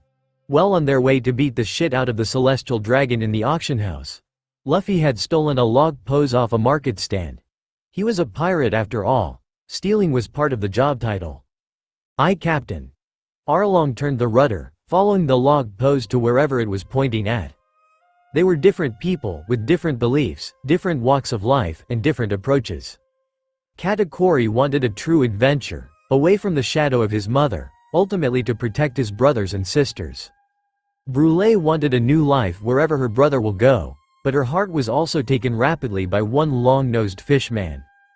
Arlong wanted to bring his people to the surface world, adapting Queen Otahime's worldview after a human saved Fisher Tiger's life. Mihawk wanted to become the strongest swordsman in the world. Hancock wanted to be by him when he becomes king. And these powerful, unique individuals were united as a team, under the flag of the Straw Hat Grand Armada. Thus on that day, it was only right that the predator consumed the prey. Sabaody Archipelago. It took the Straw Hats another week to travel to Sabaody Archipelago. It was there that they would meet their newest comrade, predetermined by Luffy as soon as he was able to grasp his new reality. Brook, poor Brook, who had been floating aimlessly around the Florian Triangle, unable to move on to the next life due to his cursed fruit ability. But Luffy was not going to let him live that life for another decade. The Straw Hats arrived in Port 7, an area where the most ruthless and lawless pirates and citizens alike. Though everyone froze in place as soon as the Straw Hats set foot into the archipelago once more. Though this time, they were stronger than the last time they were there. Luffy was the first person to step on the land, followed by Hancock and Mihawk. Then Arlong, Lucci, and Katakuri brought up the rear. Brûlé was tasked to remain on the ship to act as a communication hub as well as to guard their ship. Her mirror shards were a much easier way to communicate with one another, but they still had their mini-snails just in case. "Remember to watch my perimeter while me and Hancock get my friend," Luffy commanded, to which his crew nodded their head. "Brûlé, keep tabs on everyone," Luffy said to a shard of mirror, to which Brûlé responded with a salute. Then he placed it on his short pocket. Katakuri and Arlong casually walked towards the path that led to the right area, whereas Lucci and Mihawk took up the left area, forming a perimeter around their captain. The plan was simple. Get Brook and get out. But in terms of execution, well, that might be a problem, seeing as Luffy wreaked havoc the last time he was here. "Oi, are you Mugiwara?" A tough-looking rookie pirate approached him, rudely blocking his way. But Luffy didn't have time for him, as he simply grabbed his face and slammed it on his left knee. He then looked at all the surrounding pirates, bounty hunters, and marine officers who were looking at him as if they have already claimed his $1 billion bounty. He continued to walk forward, not uttering a single word, leaving the tough-looking pirate on a pool of his own blood, his facial bone broken in many places. The Emperor Haki which he was releasing was intense, and Hancock was similarly displaying her own Empress Haki. Many people who were close enough to experience their combined might passed out immediately, unable to counter the aura. It took another 20 minutes for Luffy and Hancock to arrive at Shaki's rip-off bar. The woman in question stood behind her bar counter, where she held her face up by her right hand, an amused look on her face. "Hi, how may I help you?" she asked, and Hancock looked at her, recognizing her slightly. She looked so familiar, but she couldn't really point it out. "I'm here for my friend. My name is Luffy." Luffy and Hancock approached and declined an invitation to sit on the bar stools. "Ah, that Aladdin fellow brought in someone over a week ago. He told me that a Luffy would come for him." She brought out her cigarette and smoked one. She offered it to her guests, in which they declined. "My, how you've grown, Hancock." To this, Hancock finally remembered who it was. "Ah, Miss Silvers," to which Shaki simply smiled, and another person joined the group. "You must be Mugiwara." An older gentleman joined them, to which Hancock immediately ran to him to give him a hug. "Mr. Silvers," she exclaimed before embracing the old man, and then she let go of him and looked at Luffy. "Luffy, this couple helped me and my sisters escape during Fisher Tiger's rebellion. He WS to Amazon Lily. For that I thank you, Silvers Rayleigh. Luffy took out his hands, to which the former Roger Pirate's vice captain took. Nothing measures a man like a good handshake. His grip was tight, but so was Luffy's. They finally let each other go, to which Hancock was looking at them, confused at the sudden tension. But Shanks diffused it with a hearty laugh, to which Luffy joined in. You have to be Luffy then. Shanks told me a lot about you when you were here last time. Caused quite a fuss. He did tell me that you were going to be in trouble. Yeah, sorry about that really. Anyway, you have my friend? Luffy looked at the back room which Shaggy pointed out earlier. Yeah, right back there. To this, Luffy finally opened the door in the back room, where an afro was noticeably sticking out of a high chair. His friend was sitting in front of a window, facing the opposite of the entranceway. In his hands was a violin, and he was playing a song directly from his soul. His voice was quite somber, yet the spirit of the song was still there. Gather up all of the crew. It's time to ship out Binks's brew. Sea wind blows to where, who knows? The waves will be our guide. Or across the ocean's tide, the sunset is gone wild. See the sky, birds singing in circles passing by. Bid farewell to Weaver's town. Say so long to Port Renowned. It pained him, as every step he took, closer to his friend, he could feel each word that was sung that day. If only he could have brought him in sooner, if only he went to Brook first thing as he went back in time. To save him from his loneliness. But then again, things wouldn't have happened as they were if he met any time sooner. He let him finish. Sing a song, it won't be long before we're casting off. Cross the gold and silver waves, shonen into water sprays. Sailing out on our journey to the ends of the sea. Gather up all of the crew. Time to ship out Binks's brew. Pirates we'll divide and conquer all the seas. With the waves to rest our heads, ship beneath us as our bed. Hoisted high up on the mast our Jolly Roger flies. Somewhere in the endless sky, a storm has started coming by. Waves are dancing having fun, it's time to sound the drums. If we let blow winds of fear then the end of us is near. Even so, tomorrow the sun will rise again. Hey Brook. He gently placed his violin on the side of his chair, then he stood and slowly turned his body to look at Luffy. The skeleton man smiled at the man with the straw hat. For he was told that this was the man who requested for his rescue. There were a lot of questions in his mind, but another time for now. A wave of comfort engulfed him, at finally meeting the man's eyes. You must be Luffy. Words can't express. All I can say is, thank you. Luffy pulled up a chair, and relieved the story of Brook's life. It was something he knew before, but to be able to get the story once more, and to once again relieve his struggles with losing the Rumbar pirates, it was tough. Meanwhile Hancock had been catching up with Rayleigh and Shaggy, updating them on their status and how she joined the Straw Hat Pirates. You've gotten really big since we last saw you, little one. Shaggy commented as the trio sat on a booth. It wasn't busy anyway, so they took a little break. She sat beside her husband who had his arms around her. How long has it been? 5 or so years I think. Hancock was thinking of the date that they arrived in Amazon Lily. For the life of her she could not remember. Yeah, something. I can't remember it either. To this they shared a laugh. Rayleigh then had some questions for the Snake Princess. I heard you joined the Royal Shichibukai? Well yes, I joined to protect my people. You see, I became the Empress of Amazon Lily due to my devil fruit ability and fighting prowess. She then played with a mini heart manifested from her power on the palm of her hands. But I declared my loyalty to Luffy. She sighed at saying his name. This did not fail to be noticed by the couple. So how long have you two been together? Shaggy knew that look. She was once a love-struck young girl. What, no I. Hancock feigned surprise, but the Dark King and his lady were not buying it. Right little one, spill it. Rayleigh said with an amused smile. Then she looked at Shaggy, then back at Rayleigh. She was found out.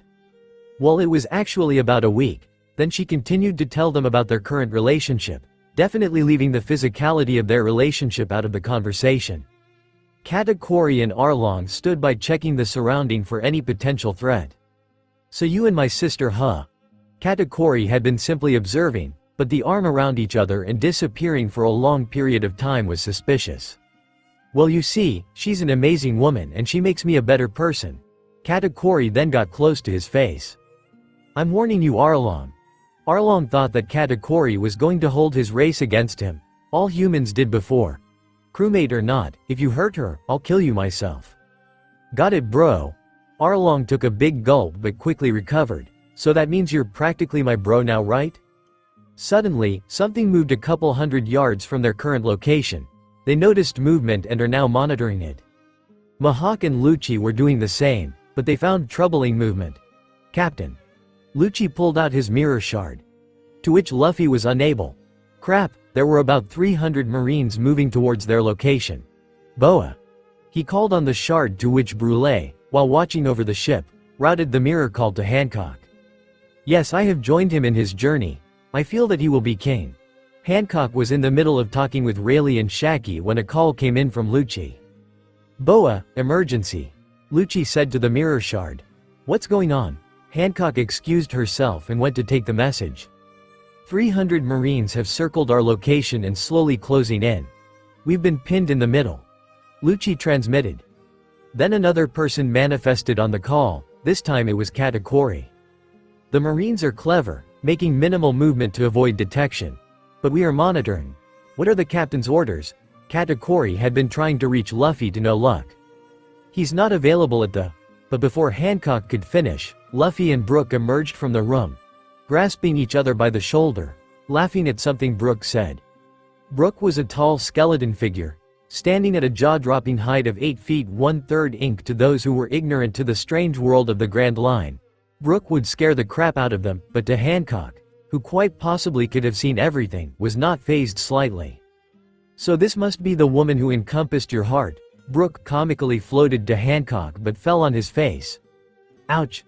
Hancock rushed to help him up, but Brook immediately turned his head and sneaked a peek up Hancock's dress. May I see your panties? To which Hancock responded by stomping on his face. Classic Brook, glad that part of him was still him. But Luffy could sense tension in the perimeter. Something was definitely not right. He pulled out the mirror from his pocket and found that Katakuri and Lucci were continuing to try and call him. Luffy, a message from Lucci and Katakuri.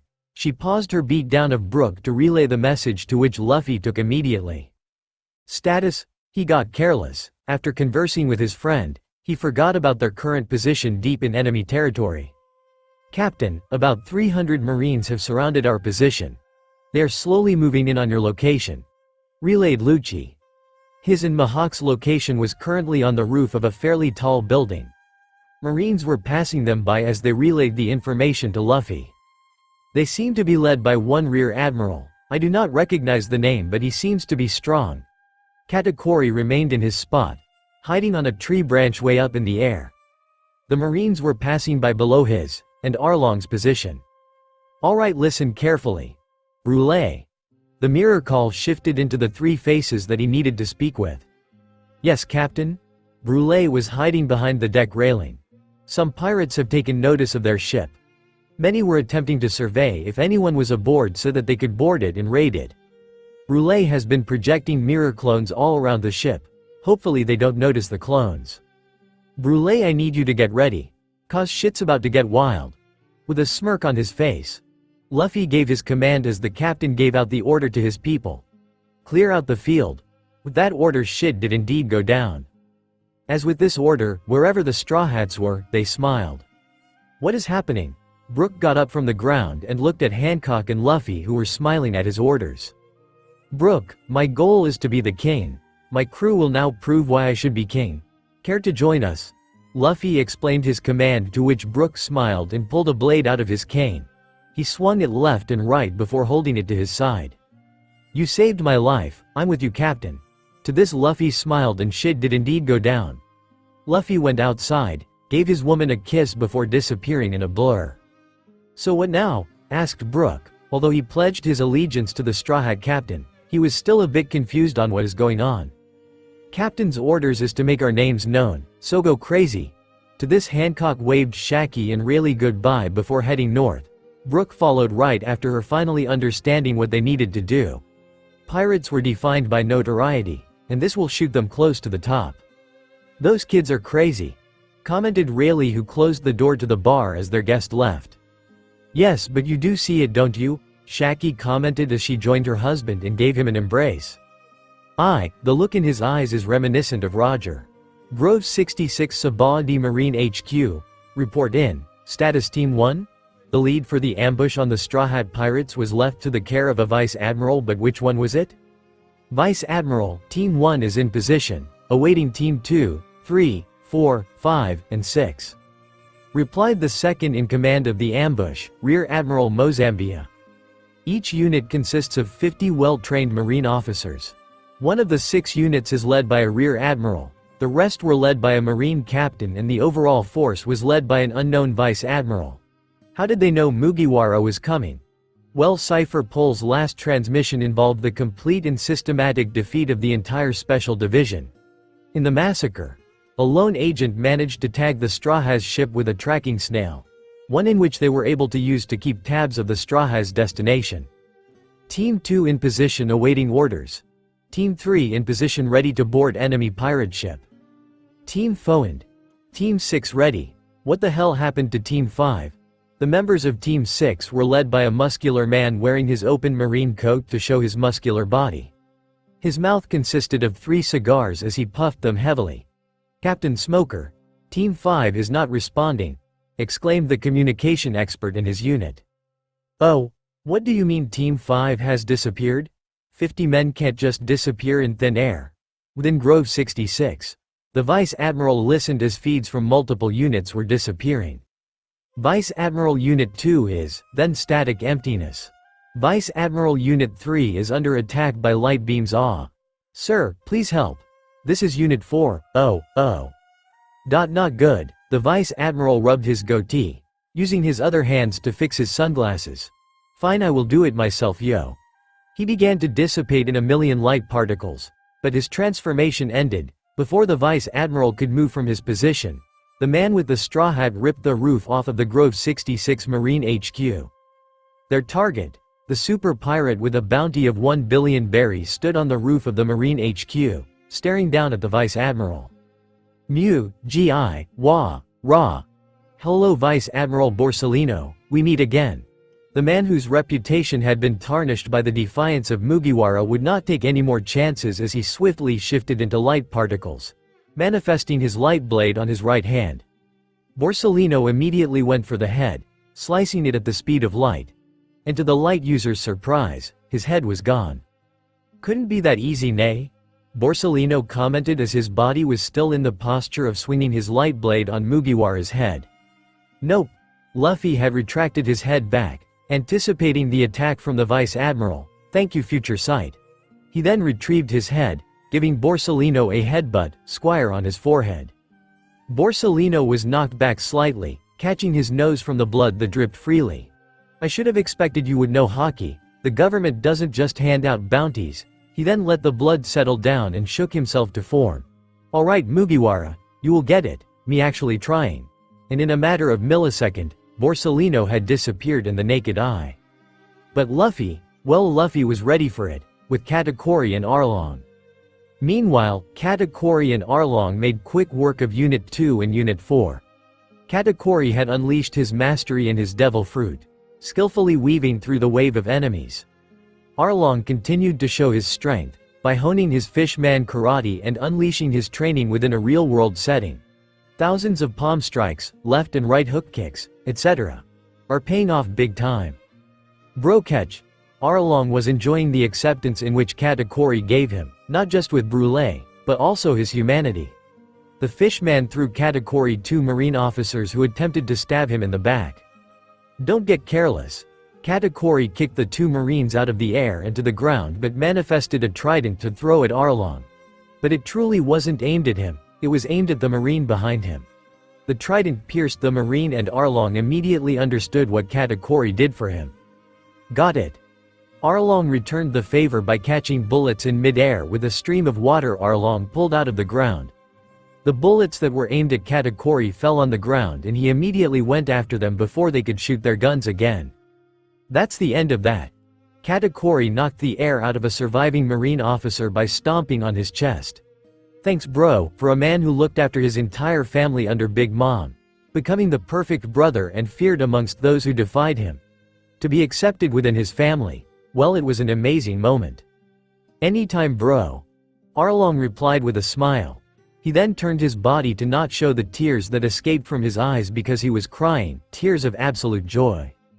Brûlé, we are heading your way right away. Hold your position. After annihilating Unit 2 and Unit 4, Brûlé was surrounded by Unit 3. Bro, I wouldn't worry about it. Arlong commented after turning around, his eyes still red from shedding some tears. What do you mean? Katakuri continued to dash to Grove 7, where their ship was currently situated. Arlong was close behind, keeping pace. Well, you see, during our free time, we got physical. The way he said it, Katakuri thought of something else, in which he took 1 second to punch Arlong over the head. Not like that, bro, really physical, like training. Oh, so get to it then. Alright, we're here now anyways. Arlong increased his pace and overtook Katakuri. And to his delight, the results were as expected. As Katakuri joined him on the top of the hill, he immediately understood what he meant. Ah, you did this, Brûlé? Katakuri called out to the top of the ship where Brûlé was waving at them with a giant smile on her face. Yes, brother, I did. I used the mirror deflection technique that me and Arlong worked on together. She yelled back, in which Arlong joined her on board and gave her a massive embrace. Katakuri joined them right after, still amazed by her fighting prowess. Good job, Brûlé. He commented as bodies of Unit 3 covered Grove 7. Brûlé had unleashed her ultimate attack to clear out the enemy Marines who were closing in on her position. Now to wait for the rest of the crew. They could go back and assist them, but they wouldn't like that. They fight their own battles. In the time they have gotten to know each other, Katakuri understood the power of each individual in that crew, but none more so than Captain Luffy. That man was on another level. With Lucci and Mahawk were busy as well, though they hit a wall. The wall who happened to be Captain Smoker of Unit 6. But it wasn't like either one of the pirates was concerned. Rob Lucci, I know you by name, seeing you in person, I am not impressed. Captain Smoker was a strong, upstart Marine captain who rose through the ranks with ease. And Mahawk, you're stupid for not taking the government's offer. With that statement, Mahawk went for a vertical slash across the chest of the Marine captain. Fine, you can have him, I'll deal with the lackeys. Lucci gave the battle to Mahawk while he punched and kicked his way through Unit 6 of 50-man unit. Dracule, Hawkeye, Mahawk vs Marine Captain Smoker. Mahawk kept his sword pointed at the Marine captain, knowing that one slash couldn't be the end of it. Smoker did indeed return to form, his entire body was covered in white smoke. White smoke? You must be a fruit user then, commented Mahawk. So what of it? Smoker shifted the cigar in his mouth and pulled his tofa from his belt holster. He then made his lower body white smoke and his upper body remained normal.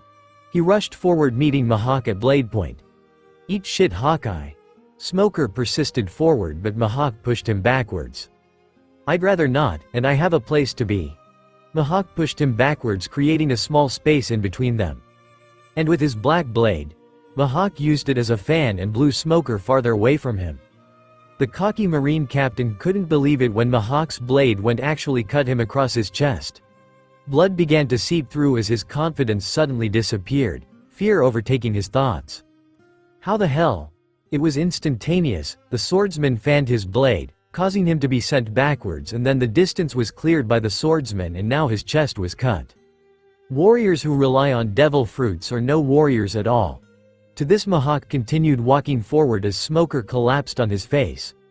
Lucci was finished with the 50 Marines that were sent to ambush them. Good job on your fight, commented Lucci as he joined Mahawk on their walk back to Grove 7. Not much of a fight really.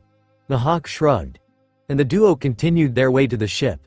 You did well on your battle as well. Yeah, I guess, back in Cypher Fall, this is a regular occurrence for me. Interesting, whenever we have free time. Care for a spar? Ock has yet to fight anyone that challenges him, maybe Charlotte Snack, but that wasn't too difficult. Sure. The rest of the way, the two warriors walked casually to their ship, finally arriving when Katakuri and Arlong had rejoined with Brûlé. Now all that is missing is Hancock, the Brook guy that kept being mentioned by Luffy, and of course Luffy. With Brook and Hancock, you are formidable, Brook-san. Hancock had delivered a deadly hook kick at the neck of a Marine who charged at her. Yes, well, may I see your panties now? Brook began, but was met with a fist over his skull. Ouch ouch. Enough of this. Rear Admiral Mozambia held himself up with his sword. His entire unit had been wiped out. He was the last man standing. He trembled as he tried to regain his balance. Rear Admiral, I insist, began Hancock, but the Rear Admiral drew his sword, pointing it at the two straw hats. Hancock, this treachery to the world government will not go unpunished. He then looked at Brook. And you are Rumbar Pirate Vice Captain Brook. What happened to you? It wasn't a question but more of a statement on his skeletal appearance. I'm still me, retorted Brook, who despite all his losses, hopefully found a new home with the Straw Hat Pirates. Justice will be, though Mozambia collapsed, finally souping to exhaustion. Unit 1 had been defeated by Hancock and Brook. Unit 5 on site, Vice Admiral. Hello Vice Admiral. Brook and Hancock looked at the direction of 50 Marine officers who went to their location to probably give Unit 1 some backup. Both Brook and Hancock looked at each other with a smile. More practice. Monkey D. Luffy versus Vice Admiral Borsellino. Vice Captain help. Unit 5 exclaimed over the line, but static shock replaced the voice of the Marine officer. Your fights with me, Borsellino. Luffy unleashed a plethora of punches, raining down on the Vice Admiral. But the Vice Admiral turned into his element, light, absorbing the punches through his body. Ooh, you earned a bounty of 1 billion for being hot-headed? But Borsellino found his face caught in the end of a punch infused with black resin substance that could only signify hockey. The punch sent the Vice Admiral flying back, but Luffy was not done with him as he continued to barrage the man while still midair, with more punches. Don't worry Borsellino, I won't kill you. But tell your Marine buddies to get off my back or they will be next. Luffy then stamped at the side of Borsellino's head, creating dent on the earth where his foot impacted the ground. He was Vice Admiral Borsellino, a man whose light fruit is the pinnacle of logia-type devil fruits. And here he was, manhandled by a teenage rubber boy. OWWW. Headquarters is not going to like this, Borsellino said as he could not move an inch of his body. Just a couple weeks ago, he had been defeated by the combined effort of Mugiwara, Arlong, and Hawkeye, and now he was beaten handily by Mugiwara himself. This man is going to be a problem, and he has yet to gather his fleet. What a scary thought. Luffy stepped over the fallen Vice Admiral and walked to Grove 7. Each step people began to kneel at his presence. They saw him as a god amongst man, but more importantly, they respected him. Borsellino was left to his own thoughts. With this power, I should be steamrolling through these brats. Maybe it's time to really try. Thank you Mugiwara. You have shown me my limits. He passed by the grove which housed the former auction house. He was happy to find that it was still closed down. He waved at Shaki and Rayleigh who stood at the top of their bar, and they waved back at him with a smile on their faces. Finally he was back to his crew. He was the last to arrive as everyone was already on board. Welcome back. Hancock immediately went for a hug with her man. He planted a kiss on her lips before addressing the rest of the crew. I assume that everyone's battle went well? He looked around. Not a single one of his people was injured. Mihawk stood by Katakuri with Brule and Arlong talking to each other about something right next to him. Then Lucci sat on a barrel right next to Brook who was conversing. Hancock was by him, as he held her by her waist. Everyone stopped what they were doing, and listened to the captain. We met a snot-nosed brat Marine captain. He had white smoke emitting from his body. A logia type, could be trouble in the future. Mihawk commented. Luffy found this interesting. Smoker was a captain this early? He must have done something stupid to still be a captain in his actual timeline. No trouble with the unit sent our way either, added Lucci who sat on a barrel. Miss Boa handled the Rear Admiral with no trouble. Brook interjected trying to bring light to Hancock's accomplishment. No, you had as much to do with that. Though Katakuri decided to move one. We took care of the Marines on our end. Aye we did indeed. Cooed Arlong who was still happy about being called Katakuri's bro. Good job everyone. And from here on out, Brook will join our crew. Everyone either gave him a handshake, a hug, or just placed a hand on his shoulders. Or his bone shoulder. Bone joke yo ho ho ho ho. Due to clearing out the Marine forces in Sabaody, Luffy was in no rush to set sail just yet. We are getting big enough to start defining our crew role. Now my end goal will always be to obtain an armada big enough to challenge the Yonkos. Eventually I want each and every one of you to head a division. Taking some inspiration from the old man, of course. He was referring to Whitebeard, but not all of them understood that reference. What do you mean, Captain? Brook was the one to ask. You will all lead your own division while I am the overall leader of the entire pirate Grand Armada. And then he fired off with the Grand Armada commanders. First Commander Katakuri. Second Commander Mahawk. Third Commander Lucci. Fourth Commander Arlong along with Brule. Fifth Commander Brook. How about me, darling? Hancock asked, confused that she did not have her own division. If I am to be king, then you will be one of my queens. Hancock took note of being one of Luffy's queens, but it would be a conversation for later. Any comments or concerns? Luffy looked at his people. Not one of them had shown any questions. He has shown them his will to be the best, and they are there to emanate his will. Alright then, next course of action. Alabasta. And with that, the mold of the Straw Hat Grand Armada was finally forming.